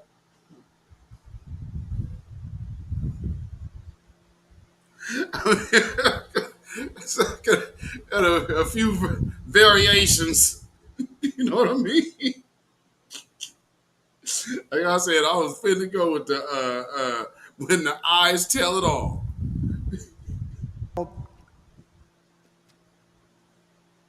The Declaration of Independence talks about certain unalienable rights: life, liberty, and the pursuit Where of was happiness. life? When do you think that unalienable right to life attaches? Thank you. Yes, life is a human right. And when I answered Senator Booker's question earlier, that I think our laws should protect all human life, I think I was focusing on the hard part, and I didn't mean to suggest that it's a matter of congressional authority to enact the law that you described. But I do think that the American people understand that you have no rights if you don't have the right to life. That is a principle that our nation was founded upon, and every human being from its earliest existence has its own DNA and has a future. If we don't extinguish it, has a future, and that is a human right. It is the values and mores. Look at that. What's that woman name back goes there? back to the founding of our nation, even at common law, and all the. Now look at the man. These old niggas here, man. I can't do it, family. Okay, you see the old sister behind her, right? She one of them old CBC bootlegs. You know, look how bothered she is by what this woman is saying. And for the very first time in this video, you've actually heard somebody give an answer. And we're supposed to sit up here and legitimately be trusting these people who can't even give a solid answer on life. Hey, what's a woman? Well, I mean, a woman is a person, and a person is people, and people are people. So, I mean, what? Jeez. Way up until 1973, when those Is that Yvette Clark? I think so. 46 states were turned on their heads by the Supreme Court. So I believe that's what the American people believe. Life is a human right. Governor Stratton, As I listen to your testimony, it seems to Up me there that looking you're visibly advocating bothered. for abortion at any time, for any reason, at any point during a woman's pregnancy. Is that correct? What I'm advocating for is for everyone to have the right to determine what's best for their life. God damn it, black women. I mean, this is just a big offer. Oh, this is brutal, man. This is the worst showing ever, man. And you start talking about black women have always been the moral backbone of our community. Well, you seeing what they doing with it now? As soon as these women open up their mouth, man, I'm going to sidestep it now. I ain't going to really answer the question. As a matter of fact, let's talk about pink elephants, man. You know what I'm saying? This is not representation, a well representation of foundational black Americans, nor our agenda at all. These run around the block in an answer individuals, you know good and damn well what you're trying to pump here ain't worth it. So what you're gonna do is just gaslight it anyway. So here we go. What I say, you always know when somebody is BSing you because they always start dancing around the question. This is complete bad faith. But you up here trying to get something. After at least said what's best for their life. So who cares about the babies? Like, and but she knows where that's going. So she's trying to literally sidestep it real time. Good grief. Their body and their future. Time, at any point in the pregnancy. Is that correct? Black men not for leaving. everyone to have the right to make the personal decision about what's best for their life, It's their y'all fault. body, and their future. don't- Everyone should have that right. Do you not understand my question? My question is, are you advocating that there's a right to abortion at any time, for any reason, at any point during a pregnancy? I'm not sure if you understand my answer, but what I'm saying No, is that I understand that you're not Okay. answering the question. Then and what amazes me is the advocacy for unlimited abortion rights, where there is zero value placed on an unborn child. I think Senator Cruz pointed out, obviously, abortion is a very emotional and divisive issue in our society. One reason why we haven't had conversations like this is because the Supreme Court has said you can't talk about it because it's out of bounds. It's in the Constitution, as opposed to it being decided in a forum, a legislative forum like the states. But what I don't understand is the argument that a unborn child has zero value the day before it's delivered, but then has value the day after it's born. Ms. Matzke, can you help explain? Now, see here, he's talking common sense and simplicity, right? We're hearing common sense and simplicity. How is yesterday different from today? This baby sat up here and cooked in this oven for a whole 10 months. So when y'all know 9 months mean a whole 10. For those of us parents, we all know. But for those who have not had children, yes, it's basically 10 months. But you're gonna go do all the hormonal changes and all of that just to get and say, you know what? Hey, this 7-pound not being with this heartbeat and hair, hey, I changed my mind. I'm not ready to be a mother. I think, that's my body. This is absolutely sick. It is sick. If you don't tell me about no damn Chicago when you got Planned Parenthood in your hood. Damn it, Chicago. Shit, look at it this way. Guess they taking care of the ones that you missed.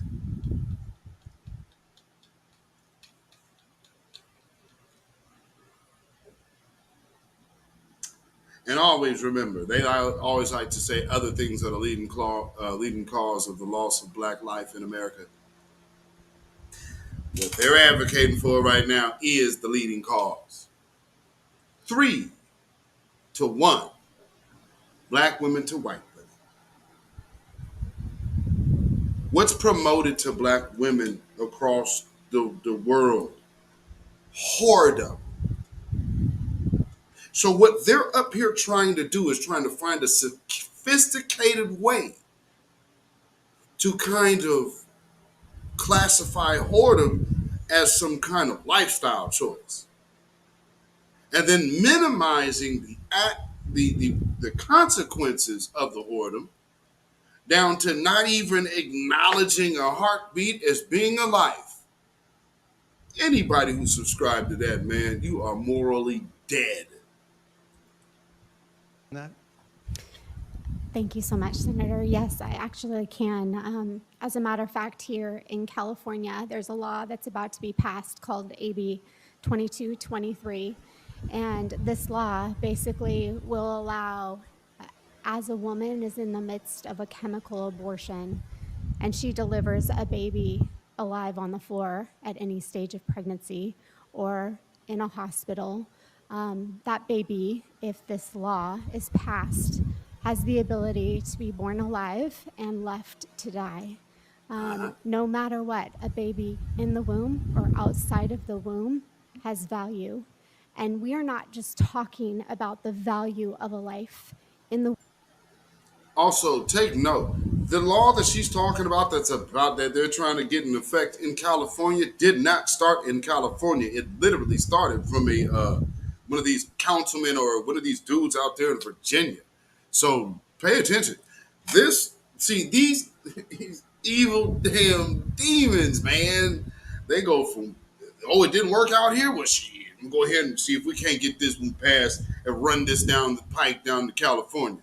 And now all of a sudden, so what, if you guys don't remember, like maybe 2019, 2020, before everything kind of kicked off with George Floyd, there was this weirdo doctor politician that comes out of his mouth publicly talking about how basically infanticide should be, it should be a woman's right if she has the baby, and they're trying to have a chemical abortion or whatever, and then the baby is born alive. He is saying, let the baby die on the table fending for itself. So instead of rendering aid to this baby that was just born, they suggest leaving it there to die on its own. It's like, for what? A baby, how long would that be? I mean, because babies are strong now, so what are you going to do? Just let that baby sit there for 2 days? Man, if you don't see these people are evil, I mean, what am I saying here? Y'all hear what I'm talking about? There is no bright side of this at all. And right now, we are also talking about the value of a life in California after it is born and They are allowing loopy it enough to vote for it, Fanny B. die up to 28 days after birth. 28 days after birth. Nick, that's a month-old child. I just decided I don't want to be a mother no more. Oh, man. That is cruel and evil, Donna. Yes, indeed. 28 days. You done been feeding this kid, so it's okay. So starving a month-old baby out isn't child abuse? It's now fallen under abortion. So all of the prom night dumpster babies now are just gonna go under that? Phantom Beat, that's murder. Thank you. Tasha Peters said, I can't believe they are serious. These are legal people, professors, and all of these advocates. This is who they putting out here, man. That's why foundational Black Americans and grassroots voice absolutely has to be the loudest voice in the room, because these damn demons do not speak for us, nor do they represent our interests. They are clearly up here. That man said 3-1, and you're advocating for wiping us out by the threes. What is wrong with you? This woman is not for black people, period. She got black skin, but she got big bug ass eyes, and I'm pretty sure she's on the LGBTQ train. So she's not even a procreator. She has no children, but yet she wants you to murder yours. As we've heard today in testimony, both from my colleagues and from this. Demons. Demons. All right, so let me get this other one. Okay. Here.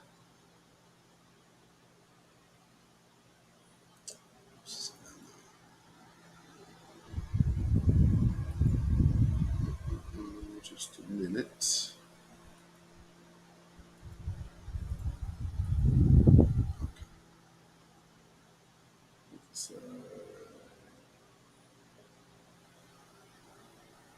Oh, that's a show.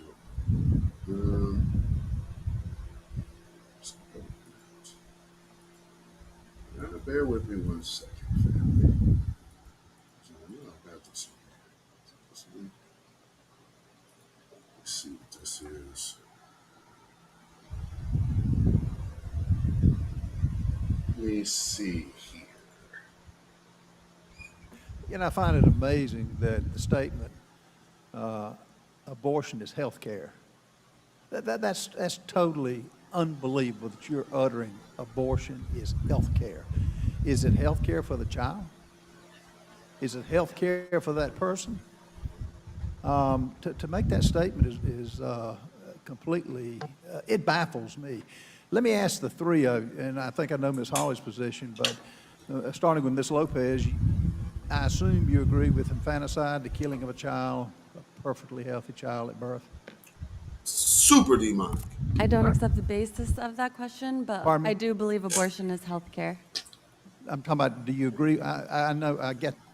Do y'all understand? Okay, if this was so, if you could legitimately prove this, then why ain't nobody ever answering a direct question? Why is everything got to be sidestep? I mean, y'all understanding this? They just can't answer nothing straight up for nothing, man. And it's all, well, I understand your question. And then the other one, she's going to, well, yeah, you know, I just want to point out that your line of questioning is transphobic. We're talking about women. Women ain't, don't trans women have no baby? That, but do you agree, I mean, do you support infanticide, killing a child after he's born? I do not agree with the basis of that question, What's but the I basis? do believe that abortion is health care. I just want you to understand the sound of the devil. And all of our black women that be talking about intersectionality, this is who they rock with. So when you talk about blacks and intersectionality, there is nothing about our damn community that intersects with this damn madness. Nothing. Hell no. This woman is of her father, the devil. We are of our father, the righteous. There is nothing like us. Now, a lot of our women have found themselves misguided, falling into the trap of feminism. But look at what it actually is. Where's the righteousness in this? And if it's a bunch of gaslighting, you can't answer it honestly, then it probably isn't true. Just like this woman, your line of questions. See, so she's avoiding answering a direct question. Every question that they're getting asked is direct. So what realm are they living in that anything makes sense and they can convey something enough to be so certain as death? How does that happen? Okay, so I'll take that as a yes, you do agree with infanticide. Ms. Shannon, do you agree with infanticide? Well, I think you're using inflammatory language to basically describe a situation that does not happen. We don't have infanticide happening. Doctors would not do that, and neither would folks who have carried Okay, pregnancies. would a healthy and child, later- do you agree if a healthy child is born, that it's that woman's right to decide if it lives or dies?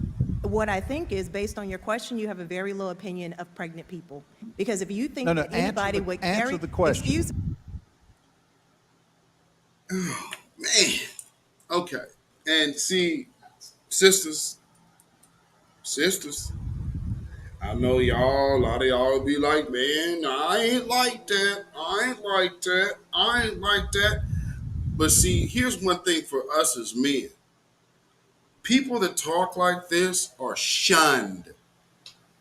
Y'all be over here like, I ain't gonna judge her. Y'all let people like that around. We don't. We absolutely do not. You got to get your weird ass over there. Stay the hell from around me with that. And see, y'all be like, oh man, she cool. Oh man, she's just going through some things. Man, y'all better learn how to put your foot down. You dig?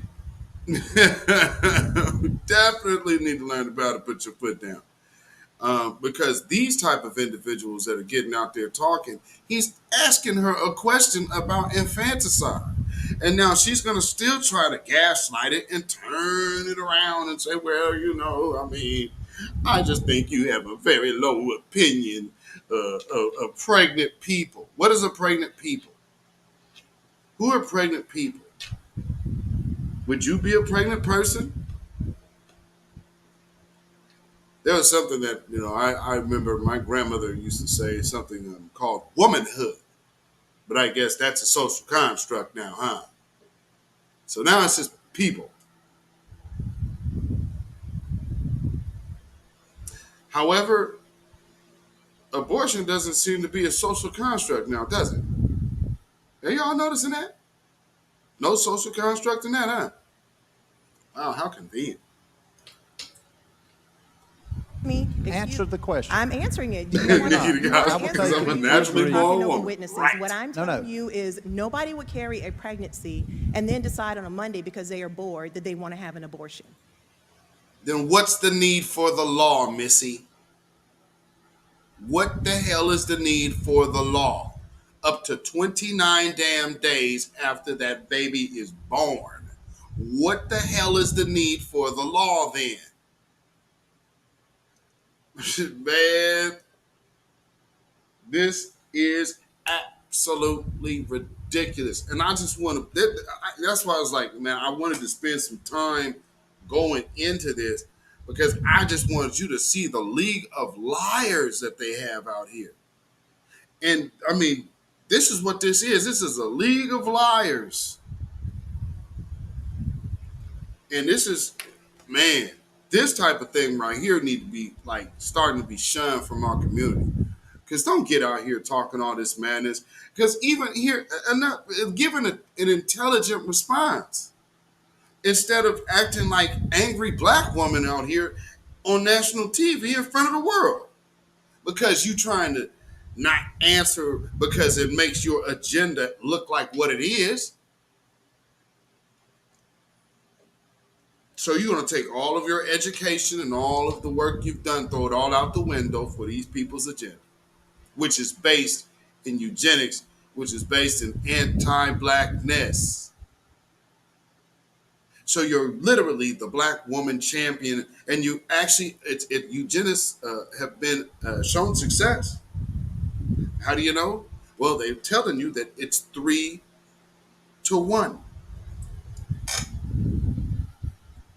So targeting black children for extermination has been well underway.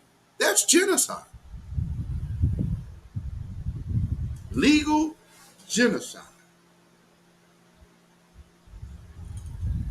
That can't be FBA. I refuse. Well, no, because they're just going with the black numbers. Because remember, as long as you are one big Negro here in America, that's not necessarily FBA. They want to make sure all melanated numbers are kept to a controllable number that they feel, especially us, though. That's why they're in our neighborhoods.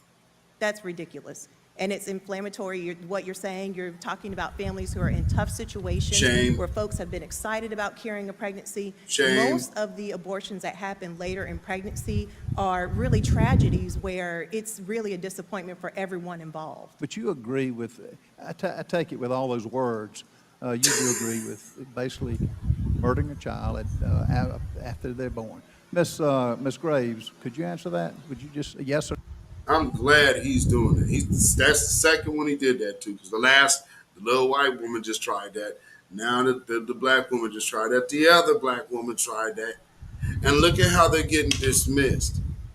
But they're still willing to come in here and steadily be dishonest. I hope y'all are seeing something here. We have a lot of things in our relationships just amongst people. Y'all witnessing one of the most hugest flaws in our relationship system right now. This holding on to a lie when the truth is in your face. It's more important for you to hold on to a belief at the face of it being disproven. We can't win with anybody like that, because that's a person that's only built to lose. They'll fight to lose. So we got to understand this type of behavior is absolutely unacceptable and must be shunned, not just from the men, but women. Y'all cannot keep friends close like this and call yourself moral. See, our names and our reputations are based on our names and reputations. So we cannot sit up here and have a bunch of faultiness hanging around us. I wish my hope is that our women start taking that up under consideration, because there's a lot of y'all that allow these type of individuals to hang around you, and you probably don't want that in the long run, because this person ain't got no moral center, man. They soulless. Period. No. I have to say, Congressman, Pregnant how you person, just characterize the representative statement is extremely inflammatory and the type of thing that it's dangerous. And what? It just gets better and better and better.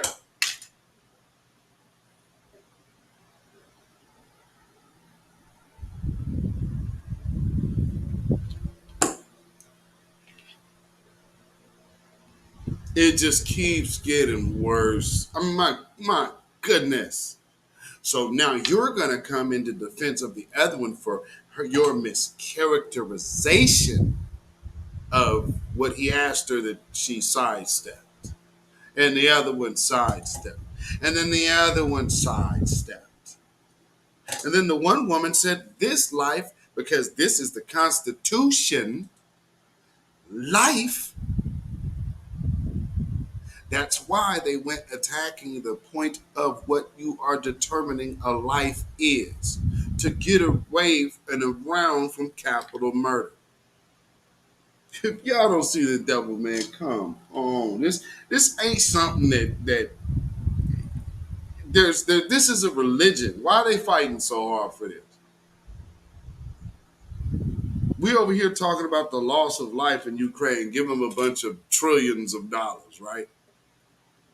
For a war that they caused, by the way.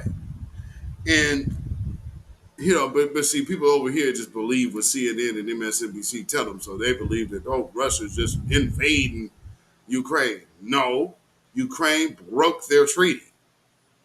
That's why they're getting our asses kicked. And now we're paying for it, because it looks better to go help a bunch of crooked-ass Nazi racist bastard POSs over there in Ukraine, then of course pay reparations to the black people that are duly owed reparations and justice here in America. Still haven't got a crime bill. You guys stupid as hell. You want a bill that is just specifically, yes, Roland, There should not be anyone else on this soil that has so before us, and that has already taken place. I'm going to need you to shut your little portly bitch ass up. You guys have been talking today about the threats against crisis pregnancy centers, which I assume are serious and are terrible. The threats that people who work on abortion acts. Thank you. And see, yeah, the white men gonna keep them there. See, they so used to, I'm gonna roll my neck and just talk about something completely different. No, and this looks horrible. It just looks so damn horrible because, okay, you're supposed to be some of your educators, your doctors, your lawyers, and you reverted into children because you're trying to hold on to a lie that you know is absolute trash. And everything that y'all are doing is all about defending a lie. So whatever you can do to the truth, shame it.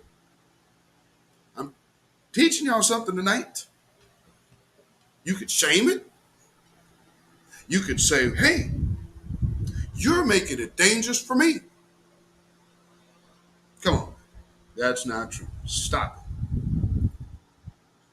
it. Reclaiming my time. Day, I'm assuming that you're for infanticide. I would also say her language of health. Madam Chair, The gentleman's time. Congressman asked the He's question. reclaiming his time. I would say this: it's inflammatory when she says health care. Yeah, abortion is health. I'm not. Hold on. I'm not giving. I'm not sharing the. I'm reclaiming my time. Now, this being said, do the three of y'all favor doing away with the laws that's on the books? If a mother is carrying a child and his kid is shot, is that murder? Is that homicide, or should that be abolished too? I don't even, what law? Homicide for If who? if a Hey, little simple broads. Now you really getting up there playing the game. There's a whole freaking NFL player that is this absolute story. What the hell are y'all up here talking about now? Now we calling bullshit. Don't sit up here like Ray Caruth didn't exist.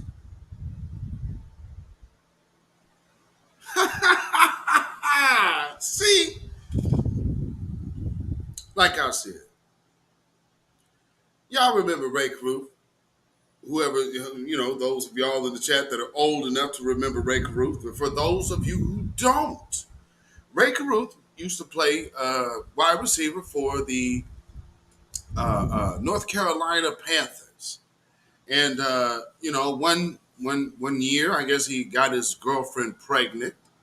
And he felt that he was probably going to have to be taken for all of his money and child support. So he hires a hitman, I guess, unto what these women are representing here right now. And then he goes and pulls alongside her. They go out for dinner or whatever, and the shooter pulls alongside and shoots the girl, the pregnant girl.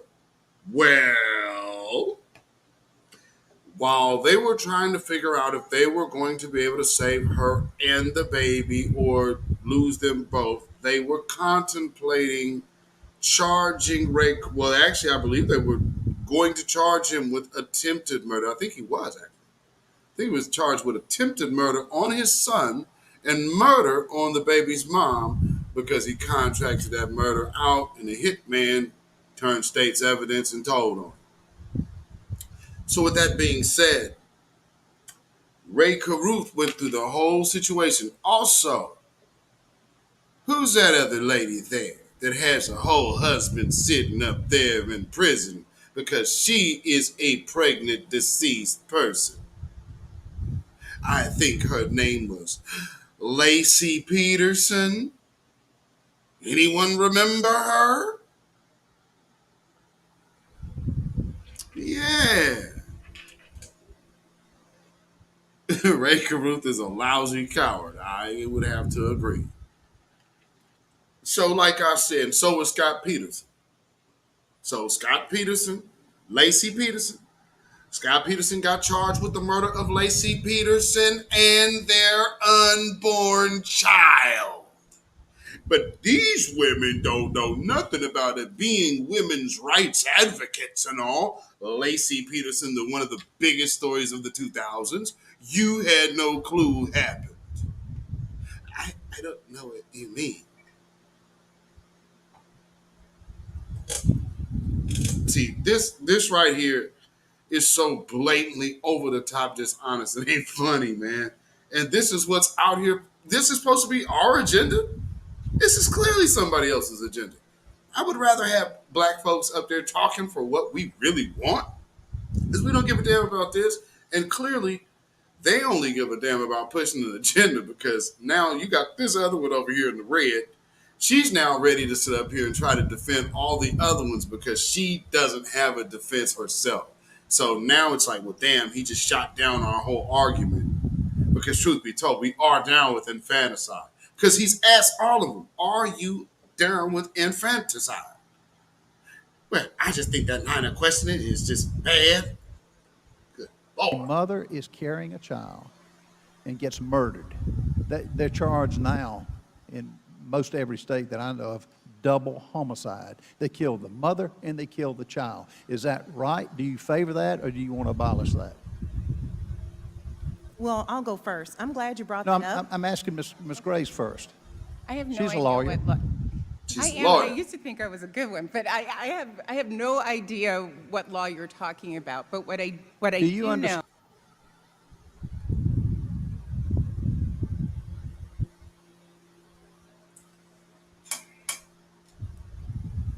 Family.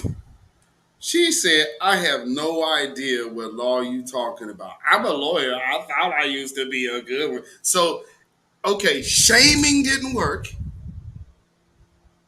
Now, last-ditch effort of pity. Because you can't start crying. So, man, I thought I was a good lawyer, man. Maybe I'm just not as smart as you. Wow, man. Gee, you're so smart. Jeez. Oh, dude, man. I thought I was smart, man, but you are, oh, boy. I haven't even ever heard of such a thing, man. I mean, here I am clearly well of age and have been around for Lacey Peterson and Ray Caruth, but I've never heard such of a law. What are you talking about? Somebody could get charged with murder for an unborn child? What? No. If you don't get out of here. Right, Federal Beat. Now they ignorant. Come on, man. Now they're ignorant route. Saying that if a mother is carrying a child and gets shot, it happened in Charlotte, North Carolina, where a mother was carrying a child. Hold on, a mother and was carrying a child. When she was killed, she was charged with double homicide, killing 2 people. Should that be abolished or not? One of the most dangerous times is being You're not going to answer pregnant, the and that question. is in part.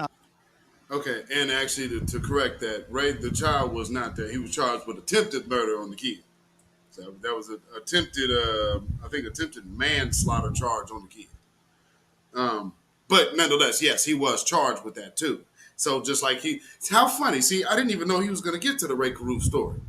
But nonetheless, yes, because he knows exactly what the hell he's talking about. And so does she. Because Ray Caruth is before Scott Peterson. So this woman going to really sit up here and do this. Oh, man. In Florida, I see you. This is bad, man. This is because of the sort of violence that pregnant people I've got see. 53 seconds. No, So the Dobbs decision was the greatest decision this Supreme Court has made. It's federalism versus states' rights. The untruths that y'all are putting out there, the left is putting out about doing away with abortion, the states decided. And all this other things that you're putting out, state abortion restrictions would not allow a physician to care for a woman if it poses a serious threat to her life. Totally false. State abortion restrictions mean a woman with an ectopic pregnancy must choose between jail or death. That is totally absurd. And the Supreme Court got it right. I hope each state will ban abortions, infanticide, which the 3 of you are in agreement with. And I object to that. I am not in agreement with infanticide. And I want to. He asked your ass. He asked all of you straight up, are you down with infanticide? I want to say for the record, I'm not down with infanticide. You could have said that when he asked you instead of trying to be cute. But now you just look like a liar. Well, even more of a liar than you already did. You didn't I am answer. sorry, None of this you is answered the dangerous. question. The gentleman's time has expired. Thank The you. gentle None lady- of you answered. Man, none of you answered. Okay, come on, screen. All right, there you go. So, I wanted to go through that and show you the bag of nuts because y'all probably didn't see all of that had went on. So there, because it was a couple of days. So y'all seen the first wide-eyed, bug-eyed chick, and then, but all of these people are like higher educators, they're lawyers, they're these aren't some street corner barbershop philosopher. You did? So, but still bad liars nonetheless. Still clearly bad liars. Good grief. I mean, man. And then finally at the end, I'm not for infanticide. Well, why didn't you, and none of you say no? That's how that works. Are you down with this? No. But see, then he's going to close out.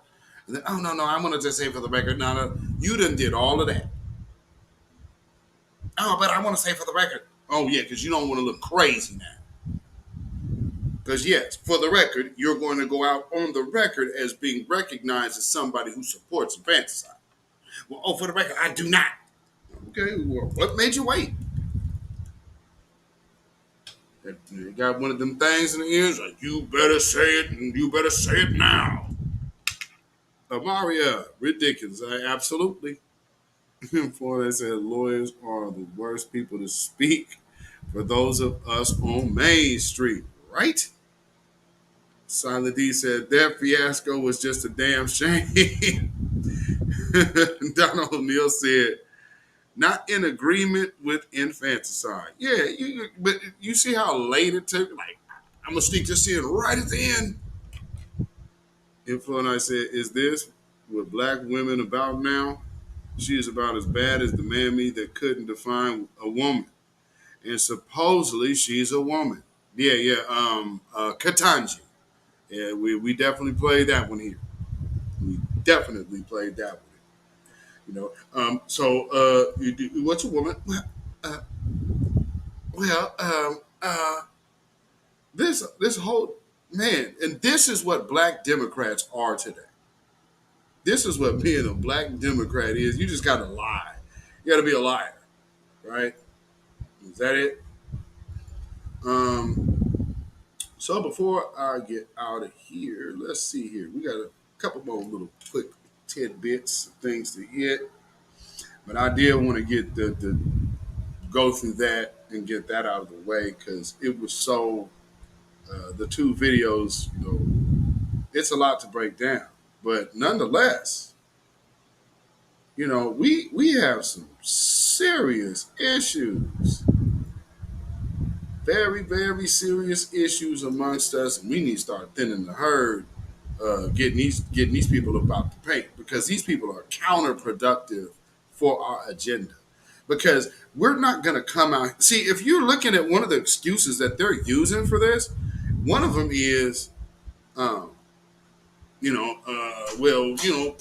and black and disenfranchised women, they have, or well, no, not women. They don't call you women. People, birthing people.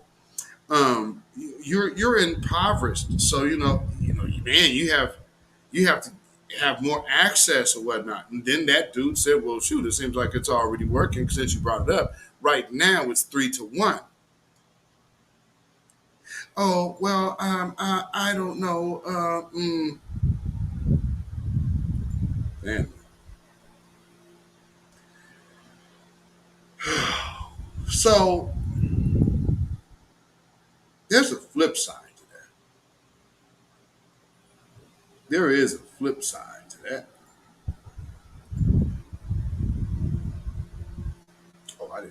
I didn't do that.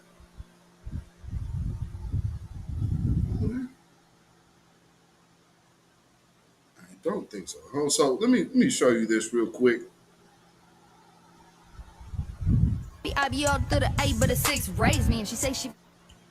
Okay. Atlanta.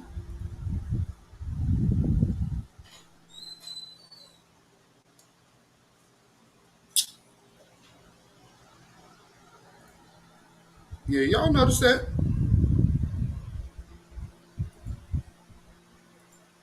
She in front of Spelman. Like one of her big shot, like her shot right in front of the gate is Spelman College, historically black university. And she looks very historically white. So I'm kind of confused of what's going on here, Atlanta. She's from the A. From the A. Are you serious?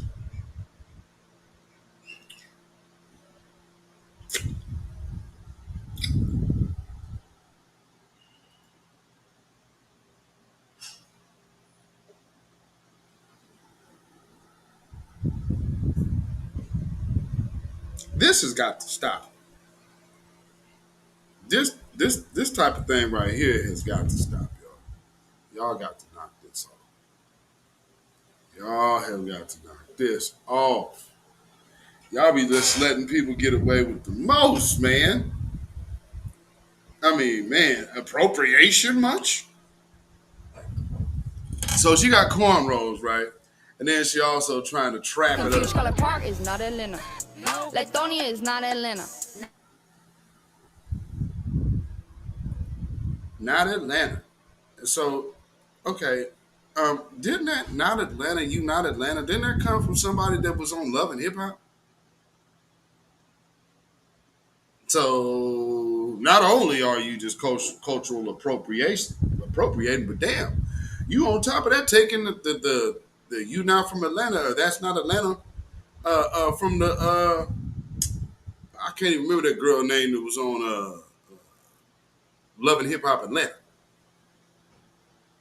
She needs to get sued. Hell yeah, she do. Because she done straight jack somebody You Not From Atlanta. It's like, wasn't they doing that like 2-3 years ago? All of my Atlanta people, wasn't they doing like That's Not Atlanta? I mean, wasn't that being done like 2-3 years ago? For all my ATL people in the chat? I mean, because I remember that, like You Not From Atlanta. So I remember that being from the last season I watched was about 2018, 2019, whatever season that was of Love and Hip Hop. Yeah, shoot, I know I was. I was sitting on my bunk watching Love and Hip Hop. So, yeah, I remember that, the You Not From Atlanta thing. I definitely remember that. You know what I'm saying? I'm a red top. It was a black woman behind this. Word? Yes. The behind the You Not From Atlanta thing? Yeah, absolutely. Absolutely. In the Bo Derek, so they call Bo Derek Bay. It's like, oh, cornrows. So it's like, what are we doing? The Iggy Azalea 2.0? I'm not feeling this. I'm not feeling. And then she up in front of Spelman. Like, y'all ain't bothered by that? That don't make y'all feel the least bit some kind of way? I guess. Okay, that. I want to. Man, let me play this too. God, I had this. So it wasn't just them nutty women that got up there and spoke. Wasn't just them. You had Cory Booker there because take that with a grain of salt. The disrespect. The life-saving decision that the Supreme Court made on June the 22nd in the Dobbs versus Jackson Women's Healthcare Organization case. This historic decision simply restored the rights of voters in each state to allow voting citizens to have a say in protecting life. I would like to ask unanimous consent to submit for the record this article that states that 71% of Americans support limits on abortion. It is a Fox News article dated January 20th, 2022. Without objection. Thank you. The impact of the Supreme Court decision in Dobbs will now let the American people decide on the issue of abortion. American voters are able to elect representatives that they believe best represent their beliefs, and I believe they will do exactly that. But Democrats have brought us here today to talk about the impact of the Dobbs decision. But the impact is exactly what I just said.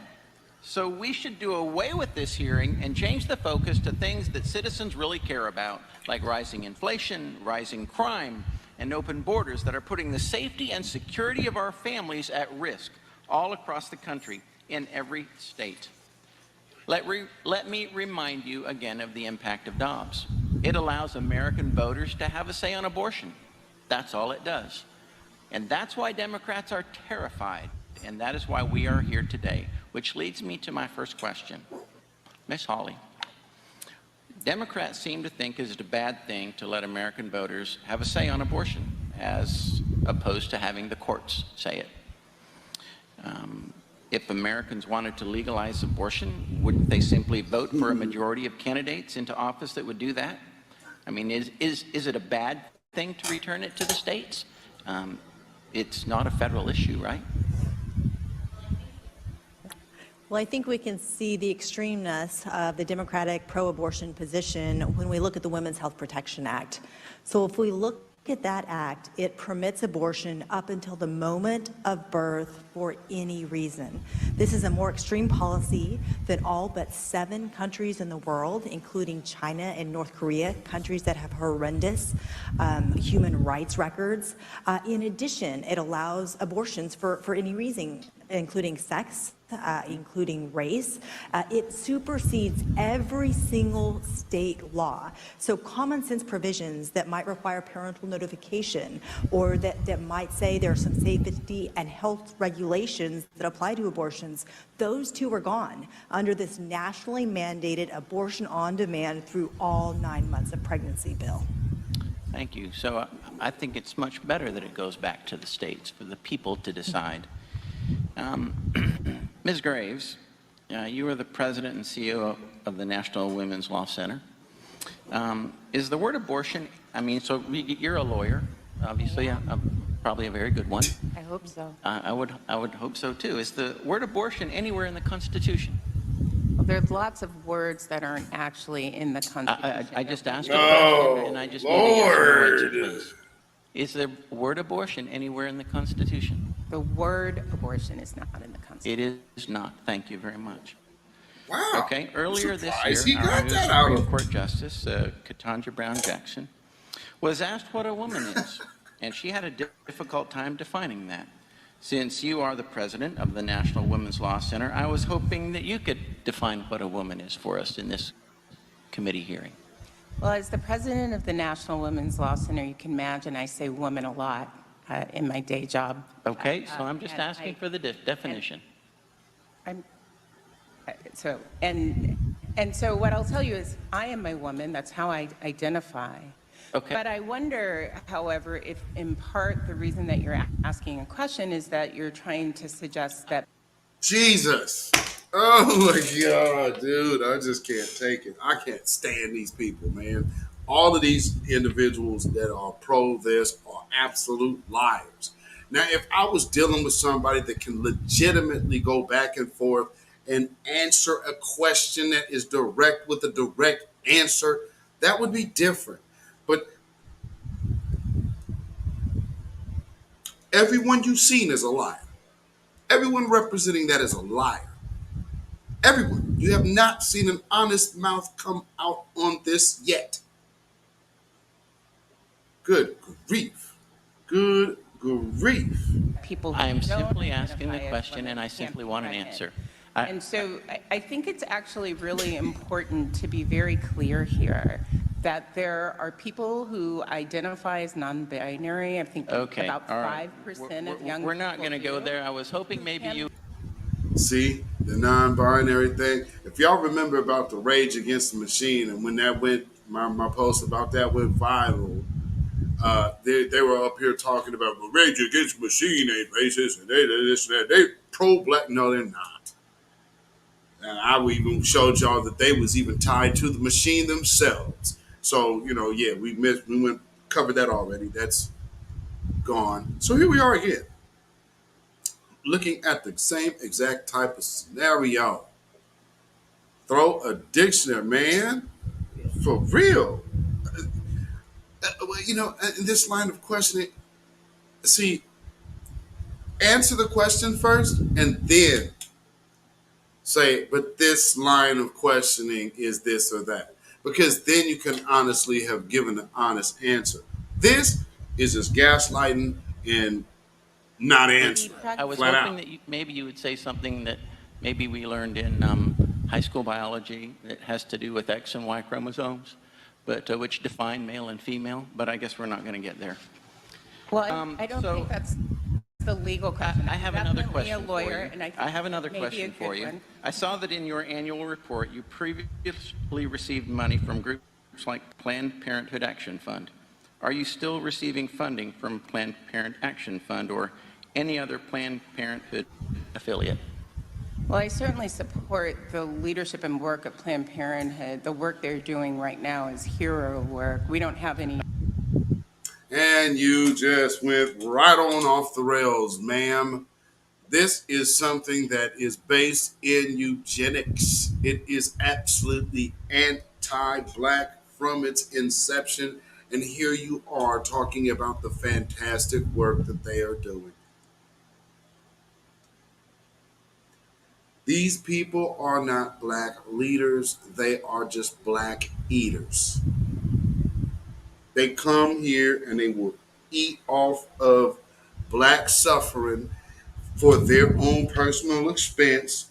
Here she is, the National Women Law Center president and CEO, and refuses to answer what the hell a woman is. This is ridiculous. This is just Are you ridiculous. receiving money from them or not? We don't have grants from Planned Parenthood, but I support the work they do, around the. So I guess the answer is yes, because he asked you, do you get money from Planned Parenthood? Well, the grants and no, do you get money from Planned Parenthood? Well, I support Planned Parenthood. So yeah. Country Madam Chair, I would ask for unanimous consent to submit for the record the annual report of the NWLC, which states a contribution from Planned Parenthood Action Fund. Without objection. Whoops.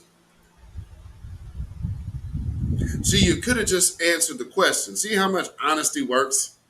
You could have just answered this question honestly, and then that would have been it. But then you sit up here and BS him, and then he has to pull out a receipt.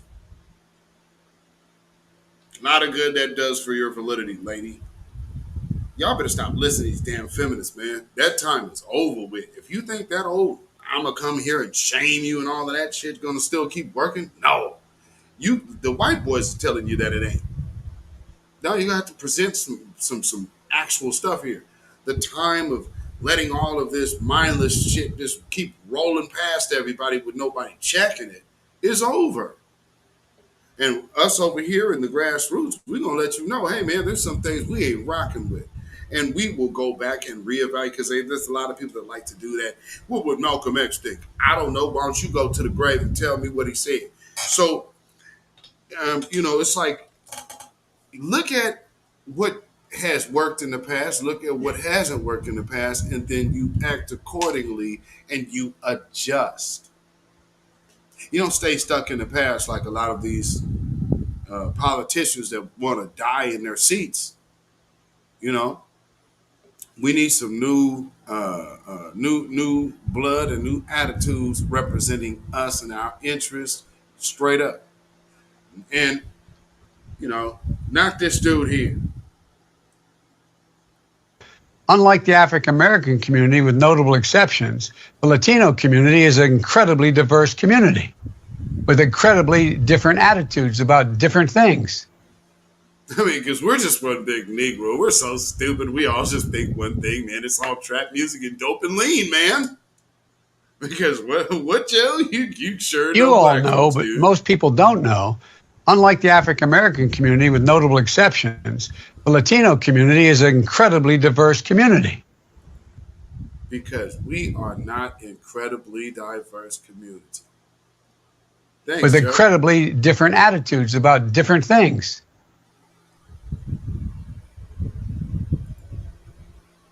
Ain't it always funny when white people come out talking like they know black people? But you're not black.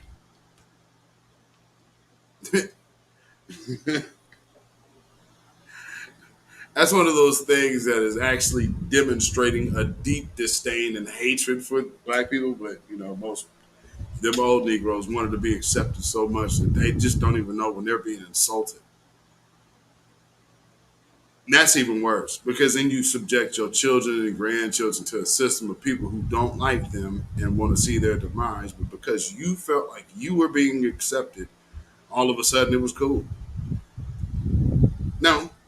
I mean, because all you end up With the doing is sound like Newsweek this. article on HBCUs, I bet you ain't covered this. I said, you dumbasses. We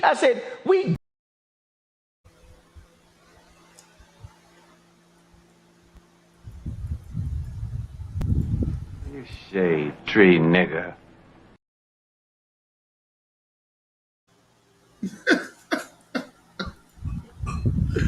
So real quick before we get out of here, let me one more thing to show y'all. And there's another incident at Sesame Place, by the way. Matter of fact, let me show y'all this. There's a whole nother instance out of that joint again. Not apologize. And look at him. He's scared. Look at him. Because he knows. He's a bitch. Yo, she's security. He's a bitch. He's a bitch. Oh, now you want to call security because we're coming at you? You're a bitch. No. So yeah, so what this white dude did is like stepped on, I guess, this lady's child or something, and she said something to him, and he told her to shut up. It's like, okay. And then of course you had the coon cop come over there and, hey man, you know, you guys can't do this, and you know, you can't say I'm this. Like,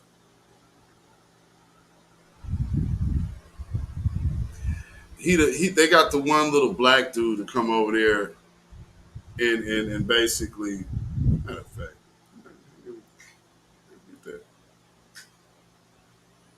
hold on, let me see if I can get this real quick. Hold on, because y'all got to see how the little black oh, there we go, the little black rental car. Y'all got to see the black rental car. Hey man, y'all got to go, man, because you know you called him a bitch, and that's not cool. You can't call him a bitch. Like, he over there doing that to a little kid, and then won't apologize. Gonna tell go escalate it and tell the woman to shut up. But you over here, you can't call him a bitch. Lucky he getting called that. Lucky he ain't getting called to whatever the bottom of my shoe is reading on that day. The hell you mean?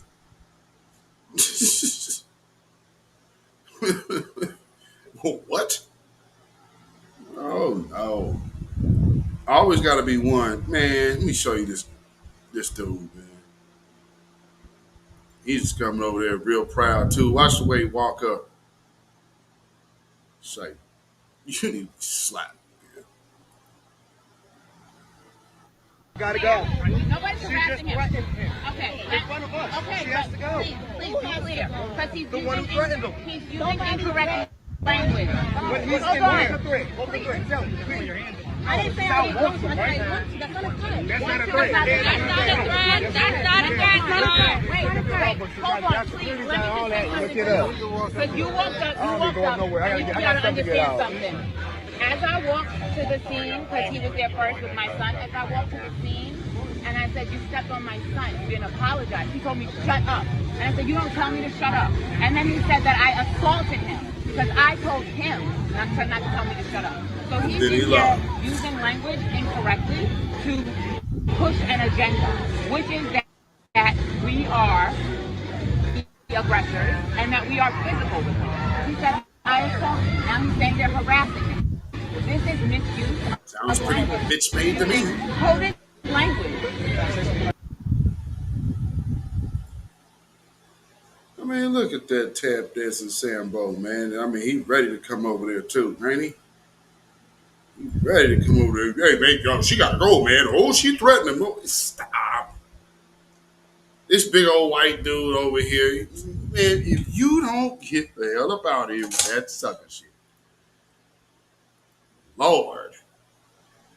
I mean, come on, man.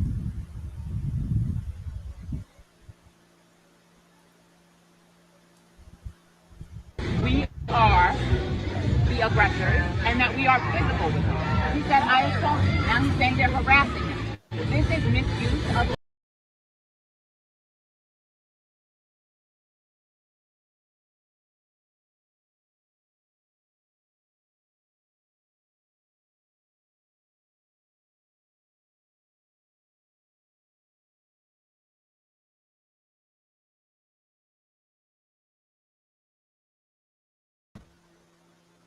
All right, I'm back. That was my fault. My bad.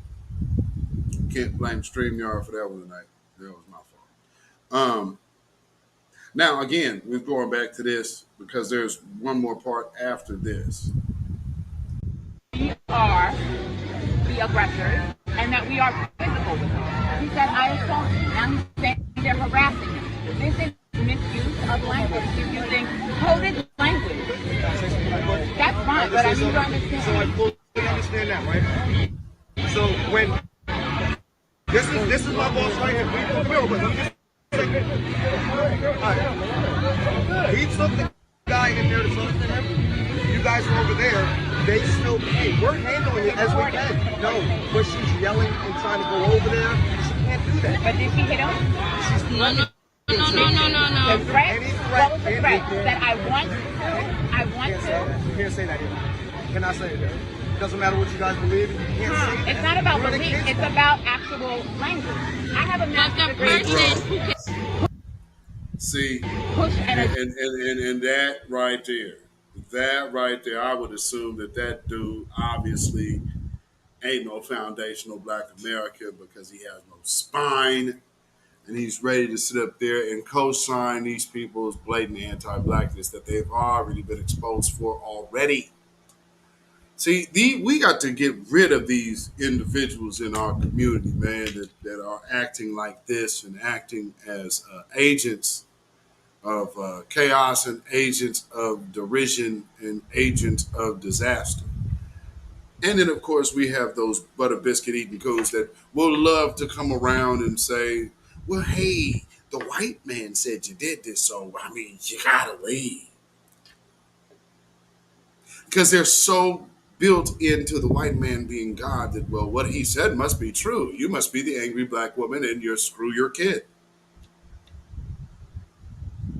Yeah, canceled. Absolutely, Maria. It's ridiculous. Absolutely ridiculous. And so, real quick, one last piece before we miss out. Get this in here. So we put it up here. 1 sec. And he's over there trying to talk about they threatened me because they called him a bitch. Dude, you up there, you won't even apologize to a kid? You is one, man. What you in your feelings for now for?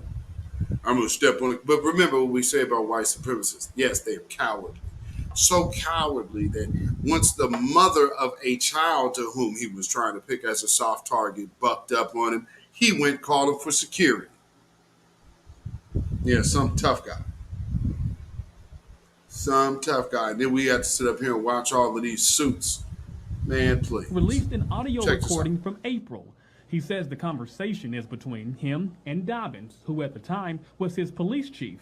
Hooker accuses Dobbins of creating a stressful and toxic work environment. I just got to the point where you're not doing the people right, you're not doing me right, so therefore let me expose you for what you are, who you are. And that's how it happened. We obtained the audio. In the recording, Hooker says you can hear Dobbins using the N-word. Let me explain something to you. Come on. You're going to get in some in the street, and there's only going to be one man fighting for you. All right? Yeah. That's going to be me. Okay? Don't ever ruin that. All right? Because these other they'll let you fry. Okay? As well as him speaking about people he's shot and killed as an officer. I've killed 13 men in my career. Okay? Justified. Huh? In my career, I have shot and killed in the line of duty 13 different people. You just shot so many? Yes, sir. Yes, sir. Justified, bro. Okay. Ask around. They ain't gonna tell you no. I got a big corn shootout, man, a cornfield over there. Jimmy Dale Thomas, he worked it. Justified, bro. I shot that 119 times. Okay? I don't give a if you kill a with cold blood. Do it, right? Do you hear what I'm saying? Yep. I will articulate to fix the problem. And I'm the only man in the business here that's smart enough to do it, I promise you. But that's not all. Hooker says Dobbins also made negative comments towards the LGBTQ community. I don't talk for years. I don't talk. I ain't got nothing for you. Comments that many are calling disgraceful. Officer Robert Lee.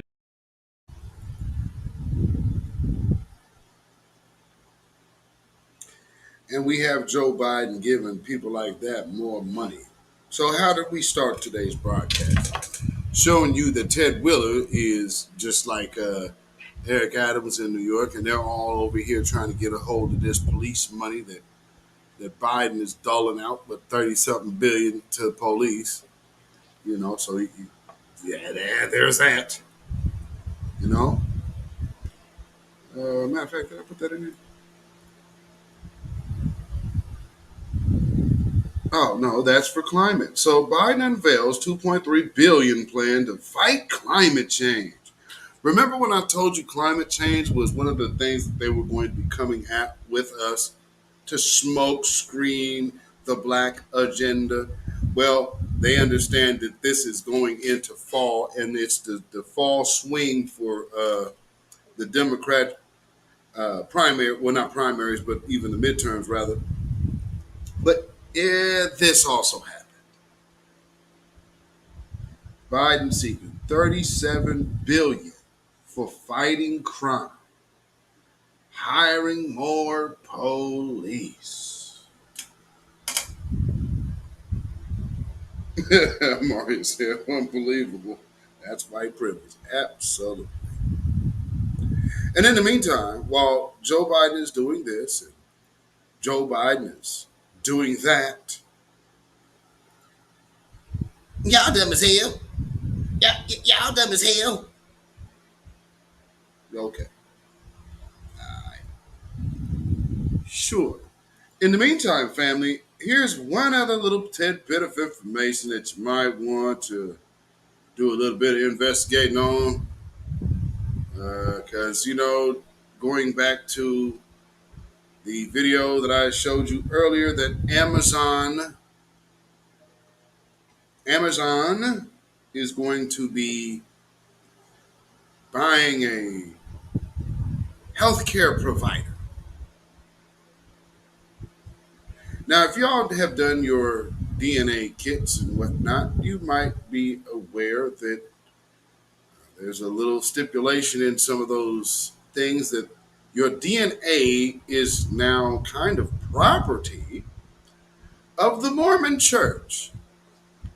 You might want to try to figure out who the Mormons are tied to. Let you know, if you've been watching the Beatzilla PDX official show for some time now, well, you should have a good idea. So like I said, newborn screening program used to aid criminal investigation. How? How does a newborn baby help you in a criminal investigation? What is this, Minority Report? So again, family, I need y'all to pay attention to everything that's coming down the pike. There are some very, very, very wicked people out there that are looking to, be even all the more wicked. Really. And they're using these loons to do it. I mean, you got a whole black woman here. That's why I said I was initially going to call this broadcast when it's all in the eyes. But look at Sister Queen Andrea down there, and got the Jill Scott head wrap, and got the dashiki on.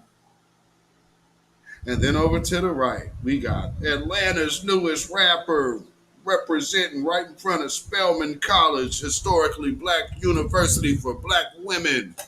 Here is the white woman fully appropriating a black woman's style and swag and even rap. So, needless to say, this has been digging into the bag of nuts, using the unstable to push ridiculous ideas and agendas. Oh, speaking of, by the way, family, keep an eye out for this guy in the future for your next maybe potential school shooter or mass ambushee.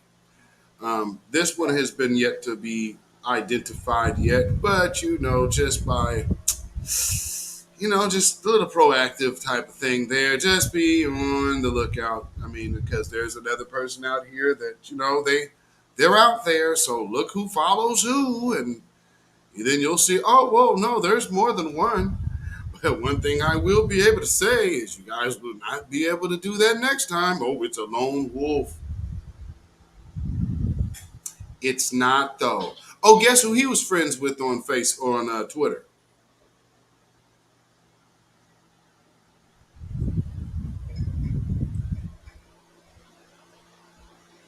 If you've noticed, there's a thing going from the Buffalo shooter to this new shooter in the Greenwood Mall. He was also a white supremacist, 20-year-old. All these young 20, 18, 17, 21, 22, all of them subscribing to the same thing. And they're not right, and they're not left. So remember, I am the one who told y'all about that, about the sanction, Roman McClay's book. And man, you are still seeing it. So again, here's another. There's people out here subscribing to stuff like this. They are wanting to be shooters. So just like this last little rapper, yeah, these two are friends. The little rapper dude, and these two are buds. Look at his hat. He got the same get up as the other dude did. Now he went full-blown racist because, of course, I was proactive, and so because once he actually gets out there and goes and commits his act of mass murder, they will try to go back and scrub all of this. So remember, you've seen it here first, folks, because Twitter knows that this kid's existing, and he putting a bunch of boatload of threats out there, and not to mention he's also friends with not the most recent shooter, but the shooter before that, the parade shooter, not the last one. And you know what we're still talking about? Here, we're talking about a small group being responsible for crime, but with all of these mass white shooters, we're only talking about guns. Babylon is falling. Babylon is falling. Let it fall and let us rise. With that being said, family, you already know. I'm going to be nice and just listen. Well, this is one of them to where we had to kind of break some things down and get into the agenda for what it really is, and even get into our treasonous traitors and how their get down is and all of that. We have to, we have to look at all of it. So with that being said, y'all can follow me on Facebook, Instagram, and Twitter at beatzillapdx. You can follow me on Patreon, beatzillapdx official. And on Melanated People, that is Michael Beatzilla Whitmore. And if you feel so inclined, actually, remember, I need to start, if you guys are not already following my podcast channel, which is Our Real Truth with Beatzilla PDX official, of course. That's at Anchor FM, Spotify, Google Podcasts, and iTunes. Then, of course, you can also email me at ourrealtruth@gmail.com. That's ourrealtruth@gmail.com. Then, of course, if you feel so inclined to put some money in the bucket by way of donation or love offering, you definitely can do so at CashApp $Beatzillapdx. That is CashApp $Beatzillapdx. And, of course, we also have PayPal. And so that is Zilla Music. That is ZILLAMUZAK at PayPal. And so with that being said, family, we are about out of here. Silent D said, great broadcast, King. I appreciate that. Thank you, my brother. Thank you, my brother. We are going to be heading out. And, again, I did not get rid of this picture, and I'm glad I did. Because, again, what are we talking about here? While they're over there worrying about getting more of our future destroyed by way of Planned Parenthood, they're teaching their children to destroy our future by way of murder. But instead, all of our children's lives, all we get to know, all we will ever get to know is, well, you black people, man, you guys is gang members, man, and gang members. But these are mass shooters, mass murderers with white supremacist views from childhood. You think that being a white supremacist wasn't coming along with the shooting practice? So yeah, white supremacist philosophy and ideology was coming right along with them also shooting. So understand that. You did? So get on Patreon. I absolutely need to, I got it, but I need to be on there more. So I'm still trying to figure out how to work Patreon into the mix of what we do here. Because right now, of course, everybody's still, you guys, there's a heavy replay group that watches my replay. So I right now, I would love to keep that on there. But I do, because I talk about a bunch of different things, but mainly this broadcast is about one thing. So I don't know. Maybe we'll do some other stuff on Patreon. Some stuff that is not like this particular lane. And we'll see what that do as well. So with that being said, I want y'all to have a blessed weekend and a safe one. You stay vigilant, stay black, and stay alive. And also, you make sure to keep your three smooth stones of truth at the ready. Because you never know when you might need to put it on in that slingshot and let one go. So with that being said, y'all, make sure that you support New Black Media, because New Black Media is the voice of the people. And it's not just us, it's y'all. And thank you to everybody who has gotten us up to over 800 at this point, and also for my fellow voices of New Black Media for all of these other growing platforms. So thank you to everyone out there who supports New Black Media. It's always, if you cannot help financially, then you can help by sharing. Y'all can clip videos and reshare them. So y'all do that, by all means, and help spread this word, help spread this message. And man, we're going to get what we are due. Can you dig it? And in the meantime, we going to take that smooth stone of truth and knock out the devil's brains. Can you dig it? Shalom, y'all. When you know who Satan is, Yes, sir. you don't have to kill him. No. The stone of truth. Yes. See, that's what you throw. Yes, right, right. Allah says, had we wished to take a pastime from before, surely we would have done it. Nay, we cast truth at falsehood till we knock out its brains. Every one of you that knows the truth, stand up and tell it from the mountaintop. Black people can't take it no more. So wherever you are on the job, in the factory, I don't care where you are. If you know the truth, stand up on the truth and tell Satan, who the hell are you to try and pick my friends? Farrakhan is God's man, and you are from the enemy of God. So to hell with you. Stand up on it like a man.